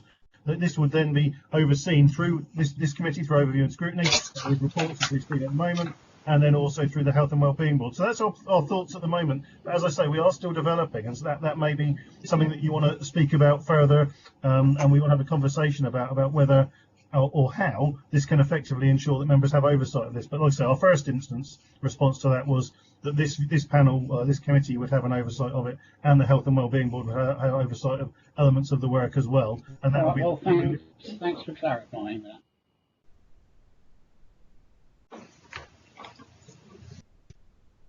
Thank you very much. Thank you for the question, Mike. I mean, one observation as I saw when reading this, which actually jumped out at me. It said, I'm going to quote something here: children and young people are accepted as valued members of society, enabling them to achieve within and contribute to the wider community. Now this is one of the things, it's one of my hobby horses, this, because I do find that young people do get a huge amount of criticism needlessly, actually. So my question is what can we do to support you in that? Thank you, Joe. I think that's a really good question, actually, and it's very topical as well, because we've got in supporting the return to school post-COVID, we've got what Elaine Redding has called a roadmap of issues that we're working on to support that, and that's a whole council approach and beyond the council, but certainly in the first instance on the council.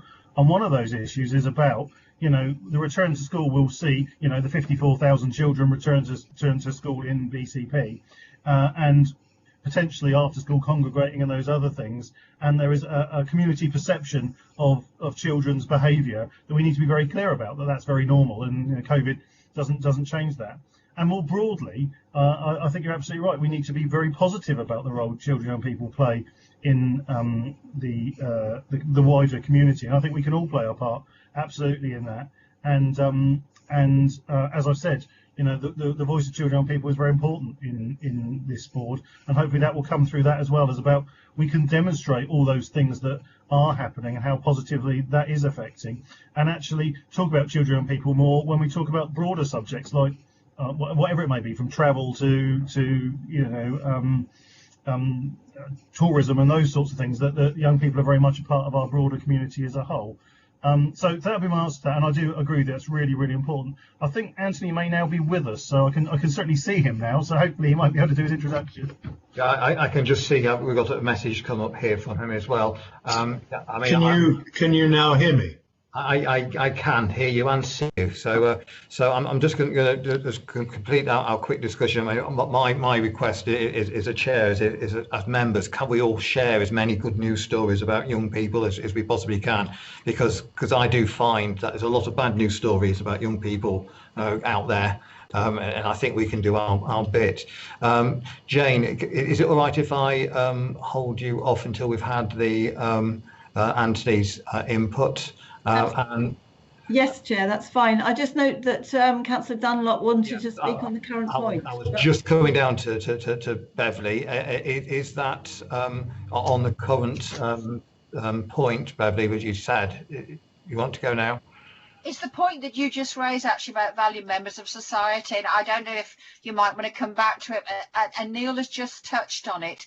One of the things that I think that we do, and we're in danger of continue doing it, is that we don't accommodate young people in some of the other policies. So when we're looking at the public realm, it seems they tend to get forgotten about. You've just said when we're talking about tourism, the visitor economy, that kind of thing, they tend to get forgotten about. So I don't know if there's a route here, or if there should be a route, or if we should be putting in a recommendation that what comes out, this particular ambition here needs to try and inform other policies of the council, because they do tend to, children's services often ends up in a vacuum. So we talk a lot about what young people want, but it doesn't necessarily inform our other policy making. Right, thank you very much for that point. So Anthony, I think it's probably, now we have you, we better make the most of you. So well, do you? Can you hear me? I can hear you. That's I do apologise. I was simply going to just say good evening to all of you, especially councillors in BCP and those on the call, and as Neil said, to encourage you to get involved in developing this plan. It's overview and scrutiny committees play a crucial role in it. And I was just going to give you some examples about how partnership working might improve. It's already pretty good in BCP, but it certainly takes just about every organisation to put in a decent service to vulnerable children and young people these days, and it's not an optional extra. Every agency needs to be pretty smart and sharp to make the others successful. So schools need the police and CSC as backup. We particularly want to reduce exclusions, or certainly children without education, to as near zero as possible because of the correlation with youth crime and other difficulties. Diane talked a lot about mental health. We can certainly import the CAMS plan, but I would just make an extra point about the social determinants of mental health, and that for many children and young people, it isn't so much the diagnosis and what formal diagnosis they might have, but what they've been through.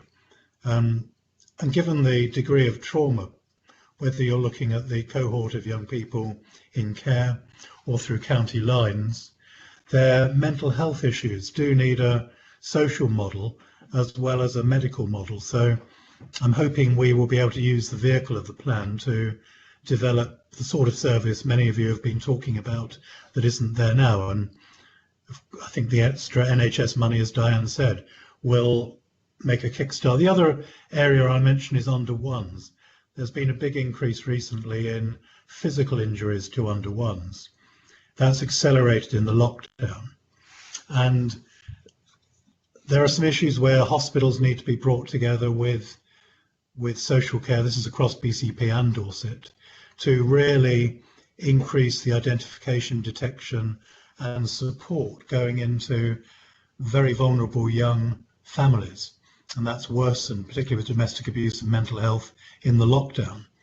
So we wanted to take, as Neil said, a problem-solving approach. We wanted to get some things done, not to just have another plan on a shelf, but to pick up some issues that we know are troubling, where they need to improve, and to, by April, at least have set out with the data, the projections, the demographics, where the money's coming from, how they might be tackled.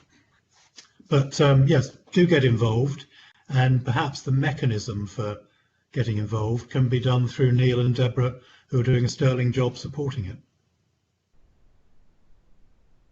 Right, thank you very much. Now I'll go back to Jane. You was the first person on my list.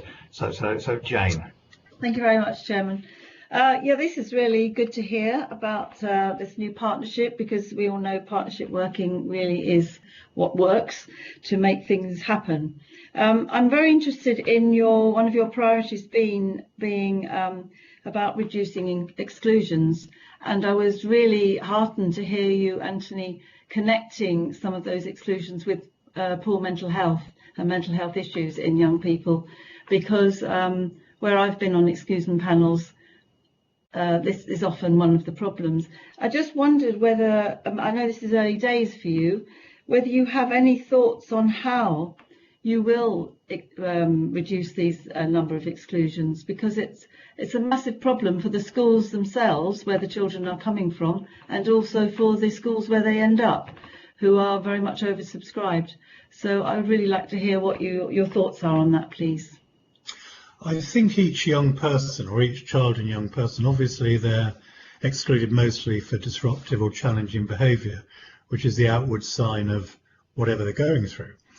I do think schools need to have a team wrapped around them, just as the children and young people do, so that those schools are receiving support and advice, both in terms of behaviour management, in terms of the customised educational support service they need. And I'm heartened by the programme that Julian Radcliffe's leading, that Sandra, I think, had a lot to do with as well, that is effectively the team around the school. And I was wondering how the team around the school, which is locality based and fits in with social care, also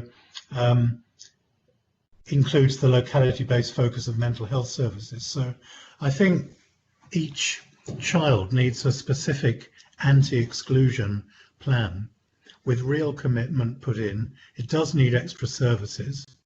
There are also kids who are on part-time timetables, as you know, and the number of EHE children who are being kept at home after the lockdown. Some are for good reasons, others are drifting away from the system. So it's certainly a short-term priority.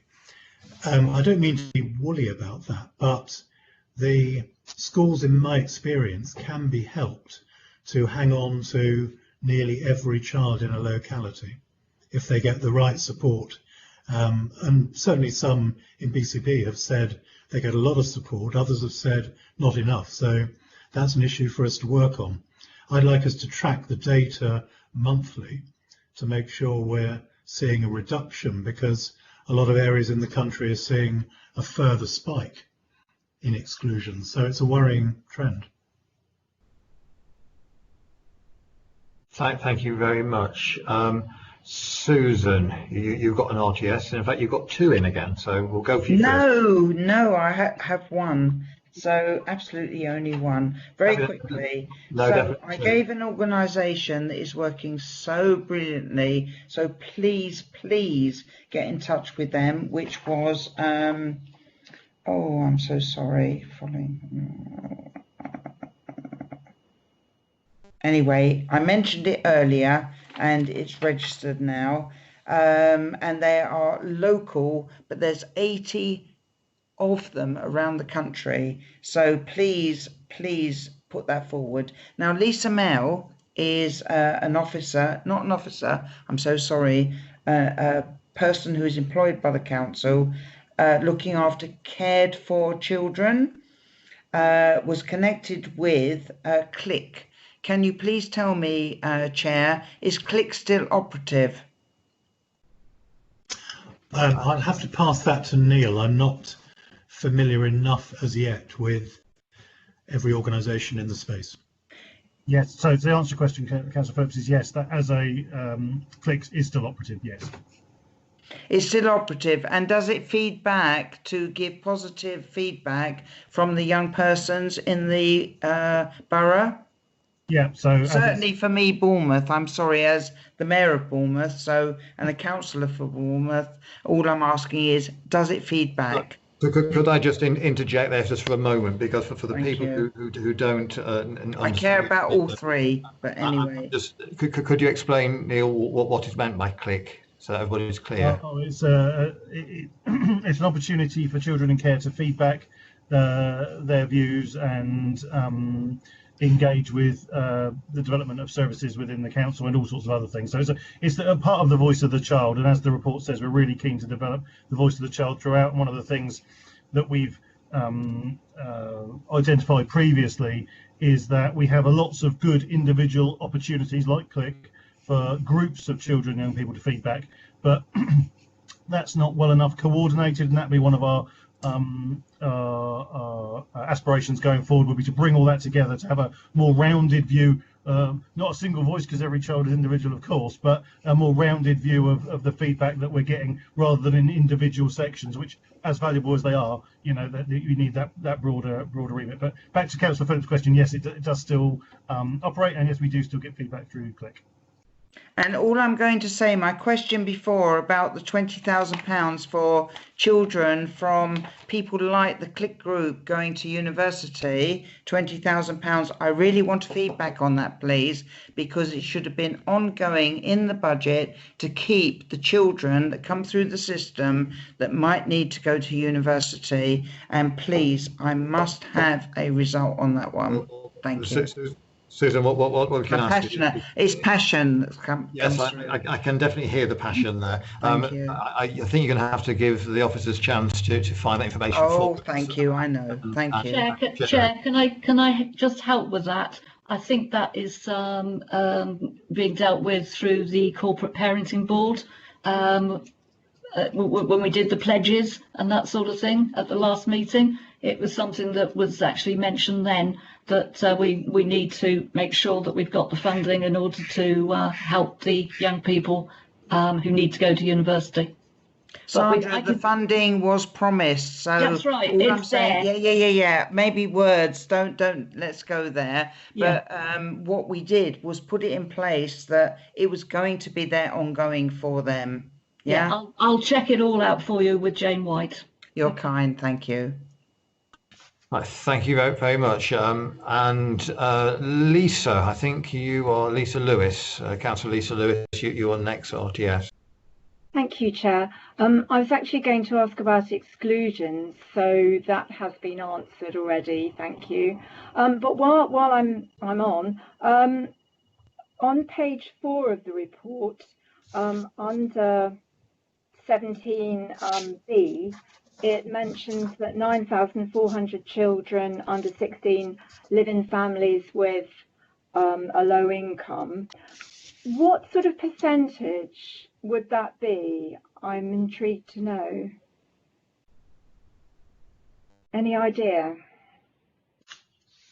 I think once again, a bit like Councillor Phillips' question earlier, it depends what percentage of what. So yeah, what percentage of BCP children under 16 would 9,400 be? Okay, so we have if we took school children, as I said earlier, there's 54,000 school children, and if we took all children below the age of 16, I think, and Julian might be able to help me with that, it's about 75,000, isn't it, Julian? I think. That's fine. It's just that's right. An idea. That's fine. Thank you. Because it said after that, it says whilst over 20% of our local population live in the 20% least deprived area, etc. So I was just interested to know the proportion of children in families with low income. Thank you. So thank you very much. I think, Councillor Beverly Dunlop. Beverly, you're next. Yeah, thank you, Chairman. It was it's actually on this topic here. When we're talking about the inequality amongst children and those living on low incomes, and some of the issues that come out of that, some of the problems and challenges, the other key factor in that, of course, is the housing, the quality of the housing. That's a key factor in some of these issues. So I think what I want to come back to is the point that I'd sort of semi-made earlier, that how is this going to inform some of our other policies? And I don't want to harp back onto Bournemouth, but it might be worth mentioning, and Councillor Kelly drove this, we had a drive to deal with some of the poor quality housing, particularly in her ward, and it was very successful. And I think the only reason I raise it is that this has to link back to what we do about housing, because that does contribute to all of this, and how this will then inform some of our other policies, because they are they're great ambitions about the value of children in society, but some of these will have to inform other policies. So how will we do that? I'm not sure, is that a question or a rhetorical question at this point in time? It's a question about you're asking us to comment on how this is going to be shaped and some of the things that need to be considered as this partnership working group is going forward. I'm saying that you need to consider how, I suppose it's a request, should you not be considering how this informs some of the other policies as they're being formulated around the council? So my answer to that, Chair, will be yes, absolutely, and we do, as you know, work very closely with our colleagues in housing and economic development and many other areas of the council. But I do think it's something we need to build on, and I'll go back to my comment earlier about the work we've done following COVID and the return to schools. You know, we absolutely are taking a whole council approach to supporting schools and families as schools reopen and families return to school, you know, and that's, like I say, from transport to community engagement to all sorts of other areas. And Councillor Dunlop's absolutely right. Housing is an absolutely key issue for us, and we've done an awful lot around that in terms of looked after children and standards of housing and those sorts of things. But that absolutely needs to be read, and our colleagues will be very much involved in that going forward. And certainly, you know, in looking at our key indicators and how we assess our performance, housing is absolutely within that. So I think I can assure you that we are looking to continue and build on what are already good relationships and good joint working with our colleagues across the council and across partners as well, of course. Thank you very much for that answer. Does that cover your point, Beverly? Is that? For now, I think what I'm looking for is to see that how we are going to have those definite and I suppose quantifiable links into other policies. It's all very well for us to make statements about and then they're right, they're good statements to make, they're excellent statements to make, but some of achieving some of this will require on commitments from other areas of the council, and I completely get what Neil is saying. I know they work very closely, but I'm saying later on the line we might be looking for some commitments. Would I be right in saying that? So my feeling is that you'd be more assured if we could have some of these examples highlighted in where this has happened, or No, if I can make a suggestion, Chair. I mean, I think what this is a very good suggestion for, when we're building the plan, let's make that very apparent within it, and as I say, this is absolutely part of the purpose of being here this evening, is to hear comments from members about what the plan could set out that would be helpful. And if and I agree entirely, if one of those things is how are we dealing with the broader issue of housing, I think that we can actually take that away and when we come back with a draft plan that you can ask and challenge us to make sure that that is there. I think if I may just add to that, Chair, what we will do is to firstly look at the existing housing needs analyses that are in BCP, and then to look at what we can do in terms of market management. There are key groups, 16 and 17-year-olds are one, where it is possible to manage the market a little bit with RSLs, with registered social landlords, to work with developers and so on. So, I mean, you'll know this yourselves, but I think it does flow from the data, the projections, the current gap analysis with housing. Of course, poor housing doesn't automatically correlate with neglect, but we know it correlates with difficulties in well-being for obvious reason. So I think it's a matter of what we can do and identifying the funding streams, following the money, and to be working across BCP, as you've all said, to do something specific, probably for specific groups of children. And somebody said to me there are about, I think it was 25 young people with extremely complex needs, 16 and 17-year-olds, who needed to be in bespoke accommodation of their own. Some of them have learning disability and autism, which of course doesn't go away for the rest of your life. So to put those facilities in place over the next 5 years, I think would make an important addition to some very vulnerable groups of children and young people. That's exactly what I'm looking for, something tangible. Thank you very much. Thank you very much for that, Anthony. LJ, your RTS is next. Thank you, Chair. So on page 68 of our agenda, we've got the key principles underpinning our multi-agency strategy and improvement plan, and yeah, agree with all of them apart from the fifth one down, which did not make any sense to me at all. What it says is we avoid wherever possible and appropriate criminalising victims. That's not a sentence. I just wondered what it perhaps was meant to say there, please. I mean, I can't find the reference, but it certainly wouldn't be talking about criminalising victims. I think we'll just go back and have a look at the wording. It should be, I'm pretty sure in that context, increasing support for victims who are often not consulted when they're involved in serious incidents. They are if they go to court sometimes, but a more systematic support service to victims, or at least communication. People who've been around serious incidents, particularly children and young people. Examples are children and young people who witness serious road traffic accidents. There's very little follow-up, often if the first point of contact they're with the police or hospital. So I suspect it's a statement about victim support rather than criminalisation. So my feeling is then with that one, it's just a case of re-looking at the sentence and making sure that that it's understandable. Let's have a look. What page? It was page 68. Yes, I do apologise. I couldn't locate it. My numbering is a bit different. That's a standard problem with reports. They all get renumbered as they get sent out in different orders. Oh. That's item 9, isn't it?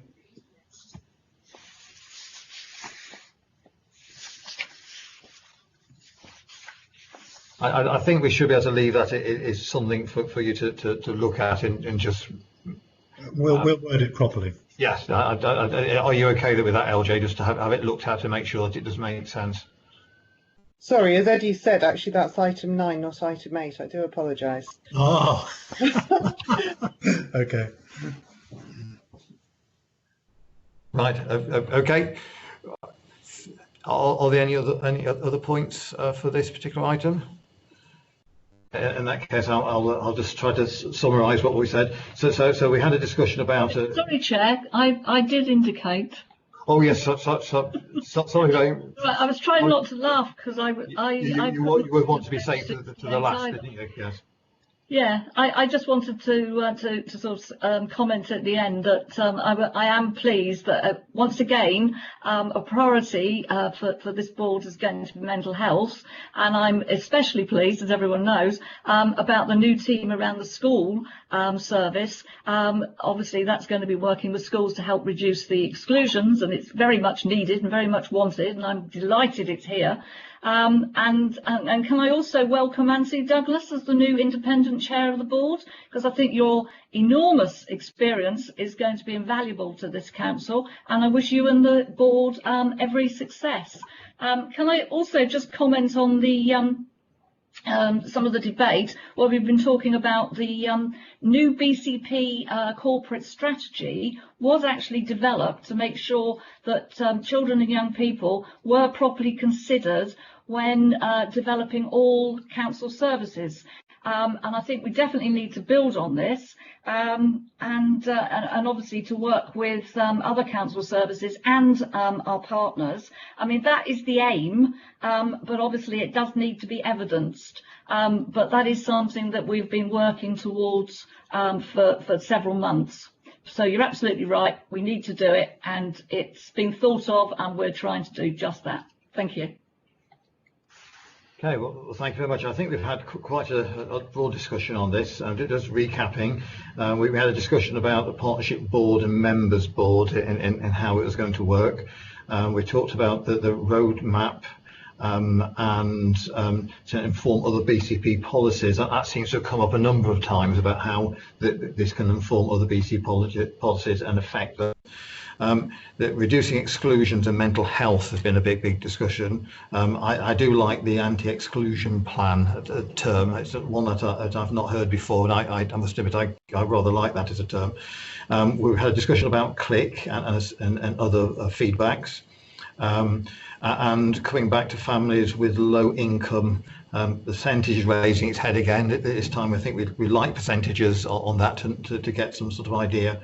And coming back to informing policies, a whole council approach, we were very keen on seeing how this does inform a whole council approach.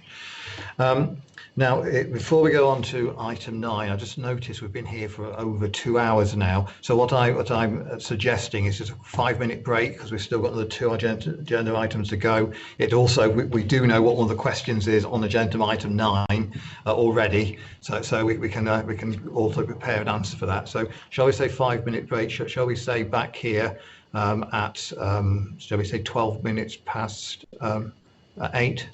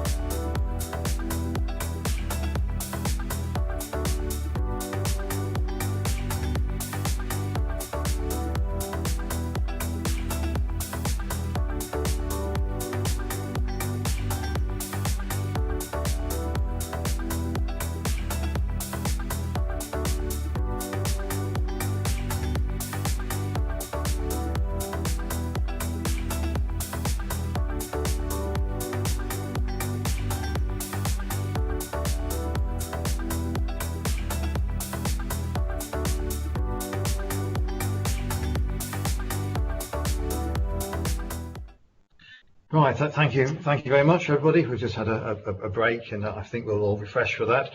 So we're going down to item number 9 on the agenda next. This is child exploitation. There's been significant changes in response and delivery in this area over 2020, and it's here for us to maintain an oversight. It's one of these areas that we as a committee and all elected members need to keep in the forefront of our mind, because we do hear reports about children and child exploitation, but of course we don't tend to hear the detail because of course it's all confidential. But I do know in conversation with officers that we have a lot of problems with child exploitation in the area, and I do know that it weighs very heavily on officers' minds. Now, Elaine was going to present this tonight, but in her absence, I believe Lynn McIntosh, who's Consultant Complex Safeguarding Service, I believe, so Lynn is going to present the report. Hello, can everybody hear me? Yes, thank you very much. I can hear you clearly. Oh, thank you. Okay, so as you said, there's been some significant changes and improvement in responses to child sexual exploitation and criminal exploitation since January. And this includes children missing from home and or care, the development of a dedicated safeguarding team, and changes in the approach and intervention for children suffering harm through exploitation. There is a new revised CE improvement plan. The improvement plan, which I understand was attached to the report, outlines how a BCP multi-agency partnership will meet the aims and objectives in relation to the Pan-Dorset child exploitation strategy.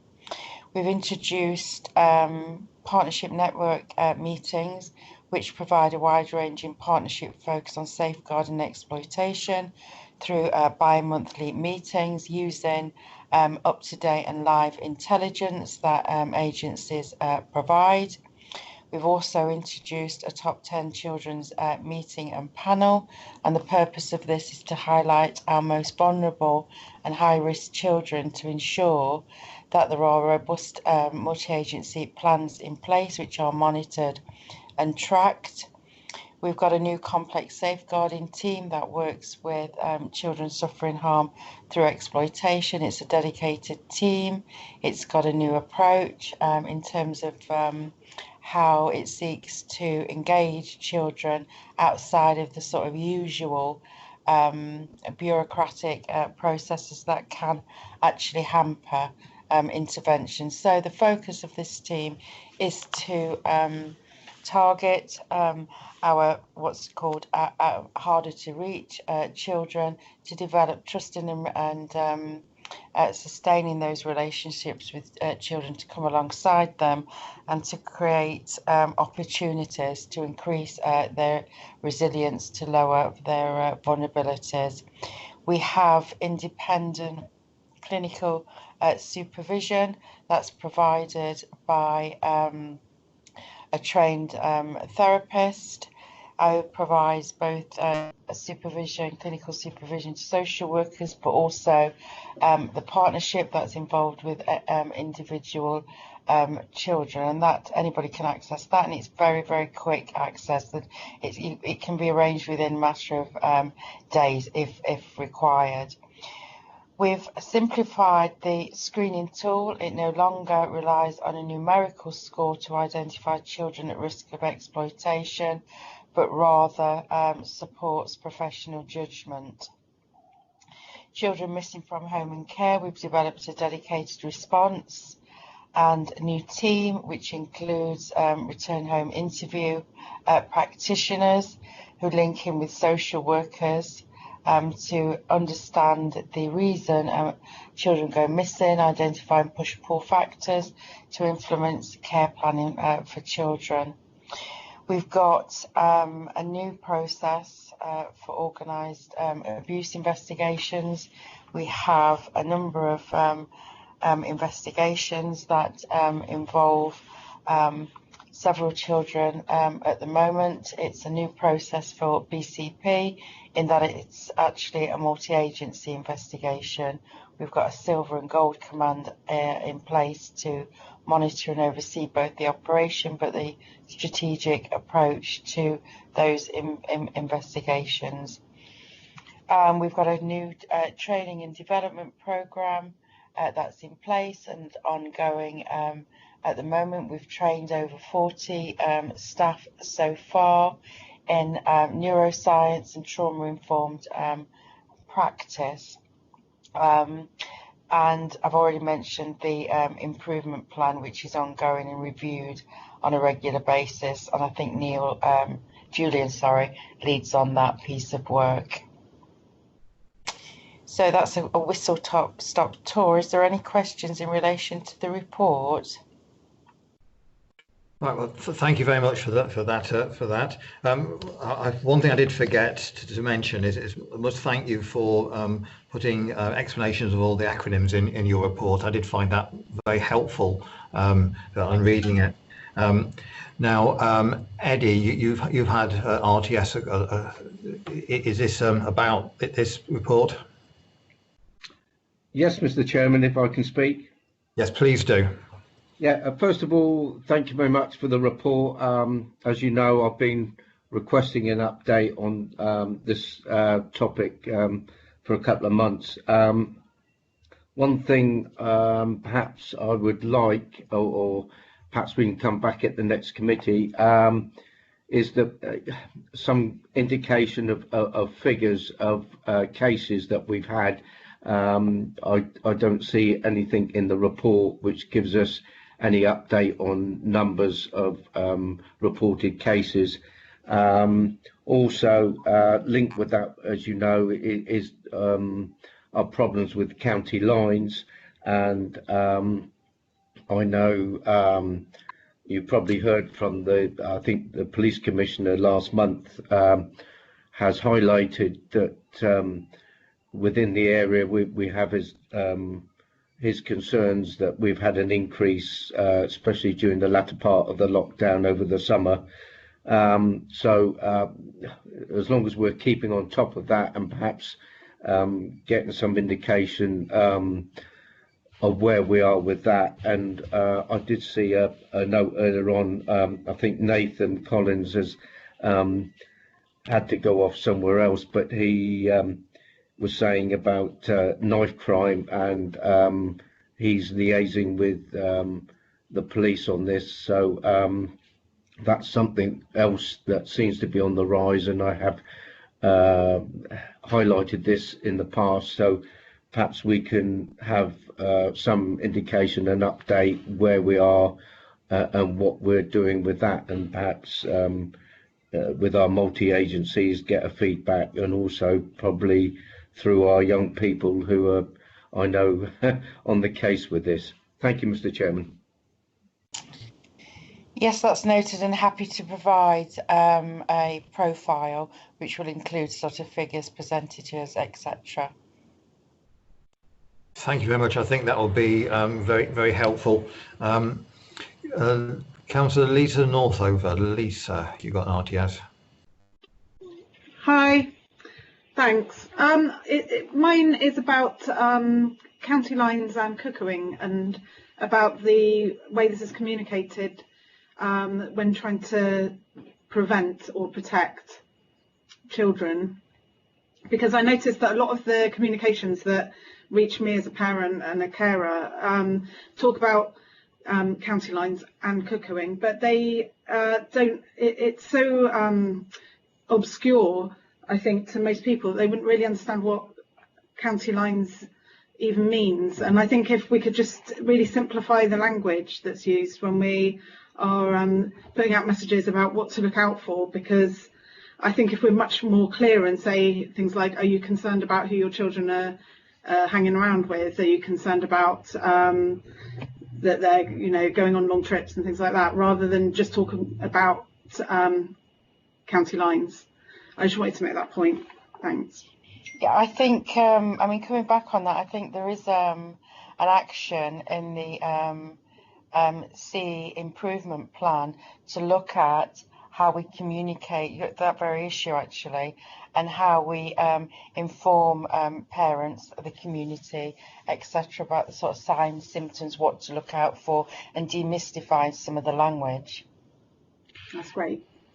If I could add in there as well, I must admit the county lines term I think has been very useful. However, it gets to be a bit pigeonholey now, doesn't it? Yes. And it is a term which is used and thrown around, but without people actually understanding what it means. So demystifying and explaining, I think, will be a good way forward. LJ, I could have guessed that this will be coming up in a moment. LJ. Thank you, Chair. Yes, now I'm actually on the correct report. Just if I could have an answer what that sentence does actually mean on page 68, please. 68. I don't. I've only got my report in front of me, and that's just 3 pages long. So I'm not absolutely sure what that is. Right. So it's page 2, and it's under the key principles underpinning our multi-agency strategy and improvement plan, and it's the 5th sentence in that blue box. All right. So over to you then, Julian. Is Julian here? Sorry, I'm just unmuting myself. Councillor, so I've got page 68. Can you signpost me again, Councillor Evans? Apologies. So I wonder if I'll make sure I've got the right page, please. So we've got the Child Exploitation Improvement Plan is the first page, and then the second page there's a big blue box with the key principles underpinning our multi-agency strategy and improvement plan. Yeah. For example, we have the safety and welfare of the child at the heart of everything we do. Yeah. And then the 5th one down. Okay, mine stops. I've got 4 bullet points, then it stops. So apologies. Councillor Evans, can I take away your inquiry and reply subsequently? Because I've only got 4 bullet points on mine. Oh, okay. Yep, please do. But I'm looking at a printed version, to be fair, at the moment. But I will make a commitment to come back to you and to clarify that, Councillor Evans, if I can't before the end of this meeting. If this helps, Julian, Mark's actually is put a message here, said it must mean children dealing drugs will not be criminalised. I think it is the. I don't know if that helps you at all. Yes, so I'm doing this from memory, councillors, and one of the challenges we have is often we have children and young people engaged in really high risk behaviour who have been exploited and come across as perpetrators of crimes. And the essence of this improvement plan, in part, as many parts, is that we don't criminalise children who actually seem to be engaged in criminal activity and are, but actually they are victims themselves. That is, if that's not accurately communicated, which I don't think it is in the plan, I'm happy to adjust that to make sure it's got more, makes more sense. So thank you very much, Julian. Does that make you happy, LJ? Yeah, great, thank you. Apologies for that. That's perfectly all right. It's always good to get someone else to read it, because when we write it ourselves, it makes total sense, doesn't it? Sandra, you've got an RTS. Yes, thank you, Chair. Yeah, I just wanted to comment basically that clearly there's been a huge amount of work involved in improving this service, and I just wanted to thank all the staff that are involved. I'm really pleased about the creation of the complex safeguarding team because they're working directly with children and young people that are suffering through various types of exploitation and obviously with their work with missing children. And I know that they're working together with the outreach youth workers, the adolescent hub and the team around schools to support our most vulnerable young people. So it's absolutely brilliant work and I thank you for it. Thank you. Thank you. I'll pass that on. Right, and thank you. If you add my voice to that as well, that would be very good. Beverly, you've had an RTS. Thank you, Chairman. It was the point I noticed about the lad that was found in Bournemouth and the comment that it is increased in the area. So my first question is, and this is with children missing from home elsewhere, do we have access to data, or I'm guessing that the police have that data, so there is presumably a national database of missing children so that we can look for them in this area, and I just wondered if that is potentially what's causing the increase. If not, do we know what's causing the increase in this area in particular? I would have to go back and ask the police what stats they actually keep, but I've had sight of a report which actually says that in BCP, I think we're probably about 4th in the country for almost trafficked children into BCP for the purposes of county lines. Yes, yeah, so I think I'm probably going to come back to the point that Eddie made earlier. I think in order for us to see what's happening where, what's causing it, what's triggering, we need to start, don't we, with a set of figures that we can then monitor to see how effective all this is going to be. And I get that we're early days, so please don't see that as a criticism. No, absolutely not. No, I have had sight earlier on of a sort of draft profile. Now, my view is, or certainly my understanding is, that should be ready to go or circulated within the next 2 weeks. So it's something that in the not too distant future that will be available, especially to ONS, because you're absolutely right. You do need to understand what the profile looks like, what the themes, patterns and trends are, but more importantly, what the impact is of the changes and improvements that we've made. Yeah, absolutely. Thank you. Right, thank you very much. Anthony, you've got an RTS, so you've probably got some extra information to share with us. Yes, it was simply about 2 things. Firstly, I think from what you've said, it may help you to have a trend line dashboard for your committee, because whether it's data about children in care, exclusions, children being exploited, it is possible to have a dashboard which sets all those trends out for you. So I'll talk to Neil and Julian and Lynn about that. The second point was just in relation to the cases in Bournemouth especially, but also Poole, perhaps even in Christchurch. I'm not so aware of those. But the figures and the data do fluctuate. So the point at which Bournemouth was the 4th hotspot, that may not stay like that for long, because inevitably as these lines or whatever we call them are disrupted, the dealers move somewhere else. So that doesn't mean there's always a fixed point about it. And we changed our safeguarding procedures as a result of the case mentioned, so that the police pause before returning a young person to their own home area, because it may be that there's a reachable moment for a particular child in custody. Sometimes it's when they're in A&E, sometimes in a police station, that you can get through to them. And as Lynn said, they're often being heavily exploited themselves, trapped. It's much easier to get into a gang than get out of it. So it does become crucial, even if they're not resident in BCP, that at least there's an exploitation assessment of some sort that takes place. Difficult if it's out of hours or at a weekend, but it's hugely important. And the reported case shows that there may have been a moment, we'll never know, in BCP when he was here.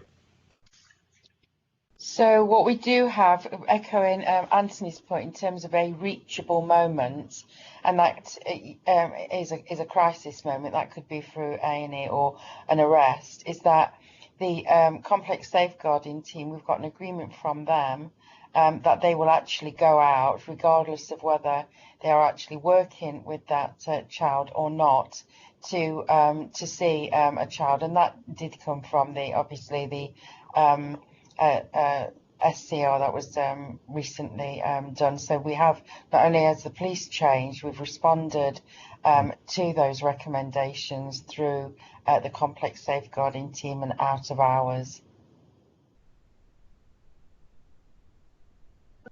Okay, thank you very much. I don't have any more requests to speak, I don't believe. I don't think I've missed anybody. So it just leads me to sum up. I hear that we discussed quite a lot about updated numbers, and that comes up, joins up with this trendline dashboard, which I think committee members are quite keen on. We talked about the terms counted lines and cuckooing and the idea of simplifying messages, which I think we're also very keen on, so that people understand rather than just putting a tag to it. And we also decided that we wanted to look at people missing from home elsewhere and looking at the way that the police can share that information. So I just remind to say that we've noted the report and we recommend changes. Agenda item 10, transitions for children. All those who work with or have been close to children understand that transitions are challenging and they bring their own problems. And this year, COVID has become much more of a challenge. So transitions have been a big problem for children. So I believe, Julian, you're going to present a report. Yes, thank you, Chair. It's interesting. It's not that long ago, that feels quite a long time ago, to be fair, that all our schools were closed, and we were, as officers and partners, asking the question, I wonder how and to what extent children will return to school, we expect them to. And that's on the assumption that schools will be open, because even in June, July, as we finished the summer term, we weren't quite sure what the state of play would be in terms of schools being open. I think this report in part comes out of that uncertainty. And I've interpreted it in that sense. So yes, transitions at any stage can be really challenging in the most ordinary of times. Challenging for children, challenging for families, and challenging for institutions such as schools. And in fact, it's particularly so for children from most vulnerable contexts. And in terms of building in protective factors around children and young people, we are particularly sensitive generally to any significant transition they might experience, because they often experience greater challenges at that time. And with COVID, of course, we found ourselves in the most unusual of circumstances, because the usual rules of engagement and response didn't apply in any shape or form. We had all sorts of children and young people who maintained the vulnerabilities, in fact, arguably had exacerbated vulnerabilities, but notwithstanding that, some sort of expectation they would go back to school. And it was all a bit of an unknown, particularly those who were going into schools that they weren't familiar with. So this paper tries to shine a light on just some of the initiatives that were developed by BCP Council with partners and with schools.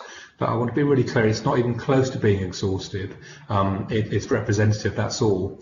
I could write a book, I suspect, on the kind of things that, the innovations that many people undertook to support children coming into schools. But it kind of dips into a kind of an individual child response through the virtual school with vulnerable children in care. It dips into the response to the educational psychology service, who were trying to mobilise systems and structures in schools to make sure the schools were well equipped to deal with children as they came back. It dips into the response that was provided by the early help teams to make sure that not just children were supported, but also parents are being supported right now. Parents of our most vulnerable children are supported with the complex transitions and how the children are experiencing it, but actually how they're experiencing it as parents, so that they can support their children. And it also provides information, and that's for, and in terms of the early help response, that's for children who are vulnerable coming from early year settings into reception classes, but it also provides detail on interventions, support for parents of children, in particular vulnerable children, where we think they're going to experience the transition from primary school into secondary school. Outlines how we try to support those parents in particular.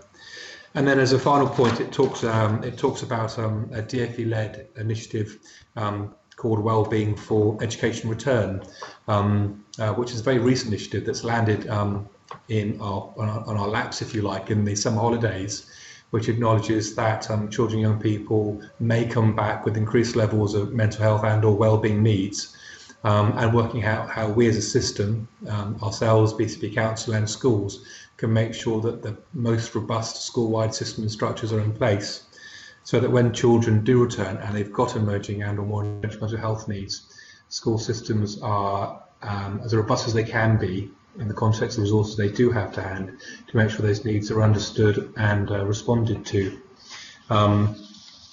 What I've done there is to try and give you a whistle-top tour of the kind of responses we have for children in care, school system structures, response to mental health and wellbeing, support for families, and a lot of this information is contained within the report.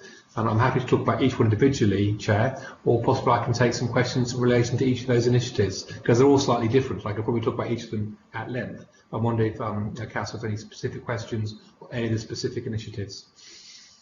Thank you very much, Julian. I mean, I would start with a very general question, because schools are now back, and of course this report was prepared before really we're going back, and just generally, how's it been?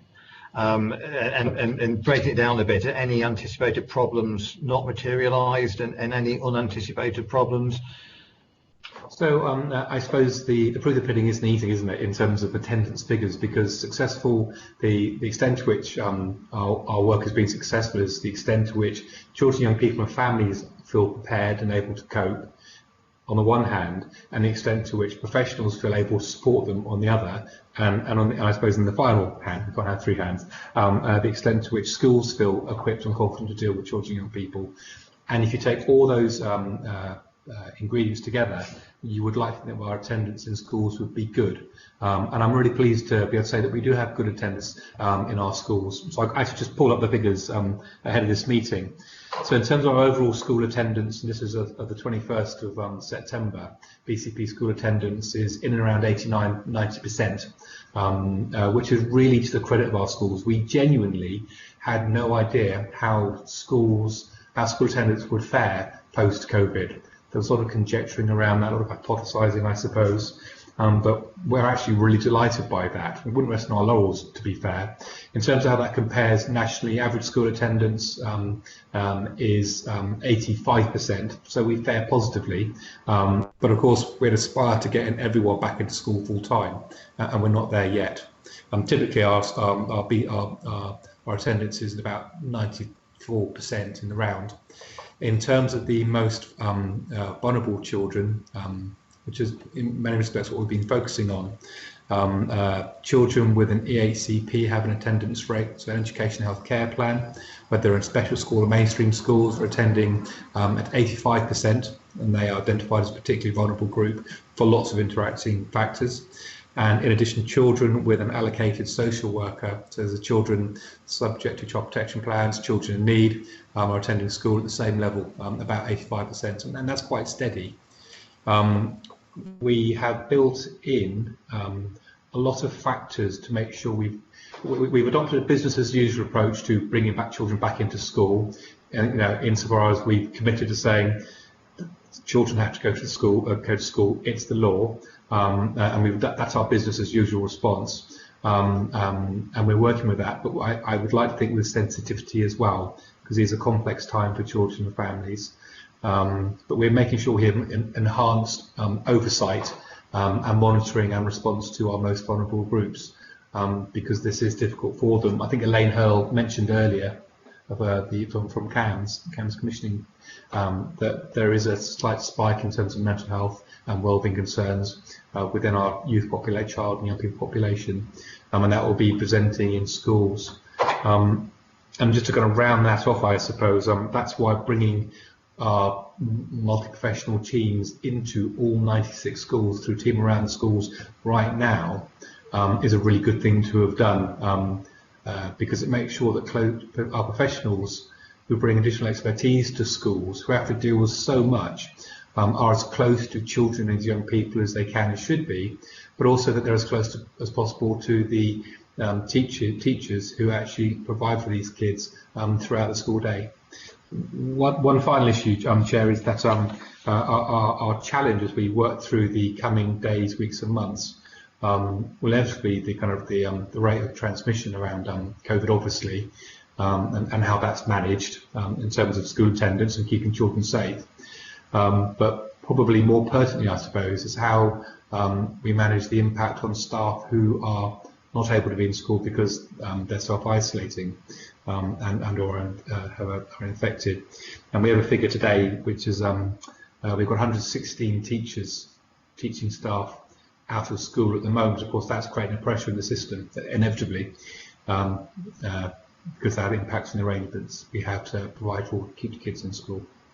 So that's quite a long answer to a question, Jeff. Apologies. Well, no, thank you for that answer. And I would say it's very pleasing to hear that large number of children. I think we could, if possible, pass on our thanks to schools for that, because I know it was a great worry with a lot of people, school attendants at this point, because there's so many excuses why you might not want to go to school this September. And seeing those numbers and with the pupils with the plan also at 85% is very reassuring to me myself. Susan, you've got an RTS. Not 5-1. Hi, thank you.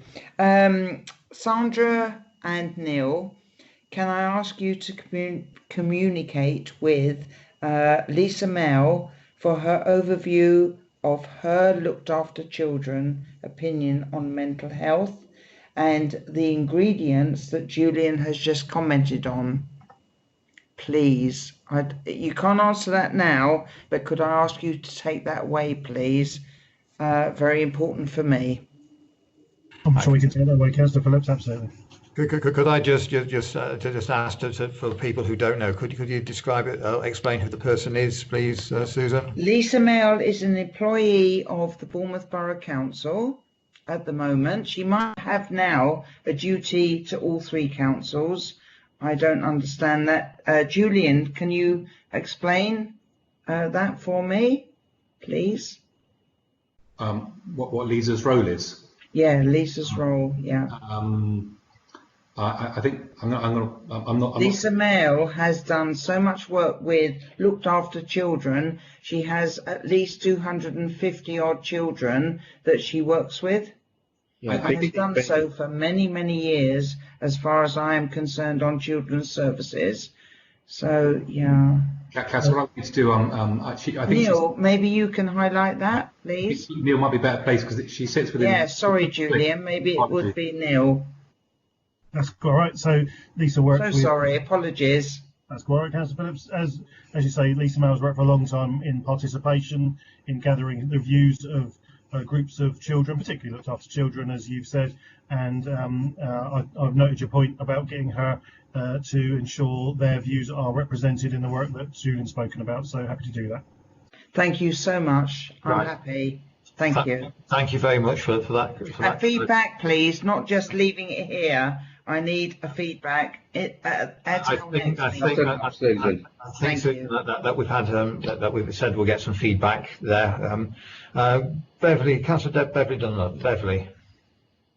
Thank you, Chairman. I have some questions, please. Can I first of all ask how many children are going through transition at the moment? What we have, I guess, sat in our figures at the moment, including those awaiting mediation and appeals lodged? Councillor Dunlop, I'm not sure I fully answered. So in terms of children going through transition back into school, arguably every child returning to school is going through some degree of transition. It's the extent to which it's a challenge for them is the issue, and what we've done is identify those who we think are most likely to find the transition difficult because they've got additional needs, SEND or otherwise. I anticipate. So I couldn't possibly give a figure in relation to that because I would probably suggest that 10 to 50% of the pupil population will be finding the transition difficult in some shape or form and on some sense of continuum. I'm trying not to avoid that question, but I don't know a different way to answer it. Apologies. And the second part of the question, in terms of Can you repeat that? I think it's something to do with appeals and mediation. Yeah. How many are awaiting mediation at the moment, and how many have appeals lodged? So is this in relation to children who have complex needs that send with an EHCP where we haven't secured a school placement, or? Well, in terms of transitions, we must know whatever the transition is, how many that we currently have awaiting mediation or have an appeal in process, have lodged an appeal. The reason I'm asking is because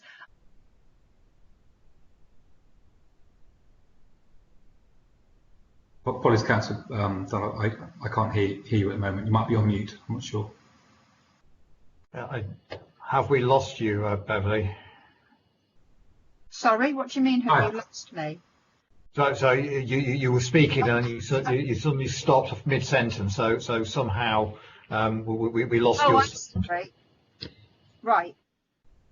I think I've misunderstood your question, Councillor. Are you talking in relation to admissions into schools? When you talked about mediation and tribunals, I wondered if you meant secondary placement. Sorry. Okay. Okay. Apologise. I've scribbled so many notes and I'll go back over them. So I'm just, how many are in mediation and how many have lodged an appeals for tribunals? Okay, so admissions, I'm going to defer to my colleague Neil, because Neil oversees admissions, but I'm not sure I have that information to hand. Neil, can you help with that? I can help somewhat, I hope. So in terms of, excuse me, the admissions process, so if we're talking into secondary admissions, we'll be placing between 4,000 and 5,000 children. So that's the transition a year into secondary. So I hope that's the start of your question. In terms of appeals, obviously appeals are lodged with schools themselves, and as academies we don't have oversight of that. So we don't have oversight of the appeals. We have oversight of the waiting lists. Obviously I don't have the figures on me tonight, but we can look at the waiting lists. In terms of excuse me, mediation, if by that you mean how many children are awaiting a school place at the start of term, of which there are always some, I asked that question myself actually during COVID, because I was concerned the figure was going to go up, and it was around the 200 number, which is not out of sync with where we would normally be, because of children moving around either within the borough or into the area or out of the area and those sorts of things. So what we haven't created as yet is a backlog of children waiting for a school place. The general systems appear to be keeping up. So a bit like Julian, I'm not sure if that answers your question, but that's where we are. I'm not sure. Are you, Julian, are you not the lead officer for appeals? So you must know what So I'll do that, Julian. So if we talk about admissions appeals are to the admissions authority that are running the process, and we're only the admissions authorities for the 16 maintained schools. All the other schools are academies, all the other 80 schools are academies, and they run their own appeals. So no, we don't get to see those appeals in process there between the schools. Democratic Services support some of them, but as a children's services, we don't see that directly. So we go forward to the first tier tribunal, am I correct? I'm sorry, I'm coming back to this panel after many years of being off it, so things may have changed. So if we take the first tier pupils for SEND children, for example, how many tribunals, for example, have we had since the inception of BCP? Okay, so that is a question for Julian, and so that's in terms of access to EHCPs. Okay, I'll pass over on that one. Sorry to ping pong between us, but no, it's fine. As I say, I'm sort of recatching up, having been off the panel for a number of years, and I guess what I'm looking for is for figures that we can monitor. So the number of appeals is a good one. How many tribunals have we had since the inception of BCP? For example, how does that compare year on year with the previous councils? You know, the number of mediations that we're involved in and the appeals that might be lodged. Those are sort of figures that we should be monitoring. That's why I'm asking. May I intercede at this point, because I think, Beverly, you're actually asking for some quite complex specific data, and I think the officers could do with being given the opportunity to find that information for you. So could I suggest that we ask for you to have a look for some of that data? I know things have changed with academies, and I know we feel some frustration about not holding data on academies. So there's some information there which I don't think we'll be able to supply, but the rest of it, I think if we give the officers a chance to dig it out, and I'm sure they can share it with us. Is that okay, Julian and Neil? Yeah, Chair, just to reassure Council, we certainly do have that data in terms of appeals and mediations. I just haven't got it at my fingertips, so I can make that available really quickly, actually. Yes, it's because the term transitions is obviously quite a broad one here, and I take what you said, Julian, earlier on. All children are in transition at the moment because they're all going back to school. And to be honest, remembering a long time ago when I was a child, I was in transition every day. You're asking a very specific thing there about data, which I wouldn't expect Julian or Neil to actually have on them on this. Mark Saxby, Mark, you have an RTS. Yeah, this is about children starting school for the very first time. I wondered about the cohort that are going into reception this year, whether then some of them of non-statutory school age, but has there been a dip in that cohort compared to other cohorts? It's interesting. Thank you, Councillor. Councillor Saxby, apologies. I was asked that question ahead of the academic year, and actually we've had no increase at all in terms of delayed starts, which I was quite surprised by. In terms of not delayed starts, children being kept back a year. We anticipated that in the reception year there'd be a significant amount of requests from parents asking if they keep their child back a year, which is within their gift and entitlement. And I think in terms of the total requests we'd had, there were 5 more than an average year, which really surprised me actually. I thought quite a few parents would. In terms of whether parents have made the decision to stagger their child's entry to school, for example, for January start, I've been unable to get hold of that information because that's a local decision that's agreed with schools, so we didn't hold that information. I can't help with that bit, but I can confirm that we haven't had many parents keeping children back the year that they're entitled to. Okay, thank you very much. And thank you. Just for clarity, Mark is not a councillor, he's on the DAS and representative, so just so that anybody who's listening in are aware of that. Do we have anybody else that would like to speak? Chairman, can I just clarify what it was that I was asking for? Or actually, what I'd like to say is if I email the questions that I would like answered and the figures that I think we should be monitoring, would that be okay? I was going to suggest that would be the best way forward, Beverly. If you could email the officers and copy to me, that I think will be the best way forward. That's great. And as they're sort of readily easy to get hold of, could I get them back in 7 days, please? Thank you. Would that be a problem? Is that acceptable, Julian? Yeah, that's fine. Yes. Okay. Thank you very much. In that case, if we have no more requests to speak, just a quick summary of this one. We talked quite a bit about the percentage of children in school, and I think I'm personally shared that I'm pleased with that. That all children are going through transitions, and it's actually quite complex, and a number of them are going through transitions in different ways. And we talked at length about the appeals waiting lists, and we're looking for some data on that to be shared with us later. In that case, we've just got to go to item 11, looking at the dates, which I hope everybody knows. Just remind everybody the next children's services on the 24th of November. So in that case, I would like to close the meeting, and thank you all for attending.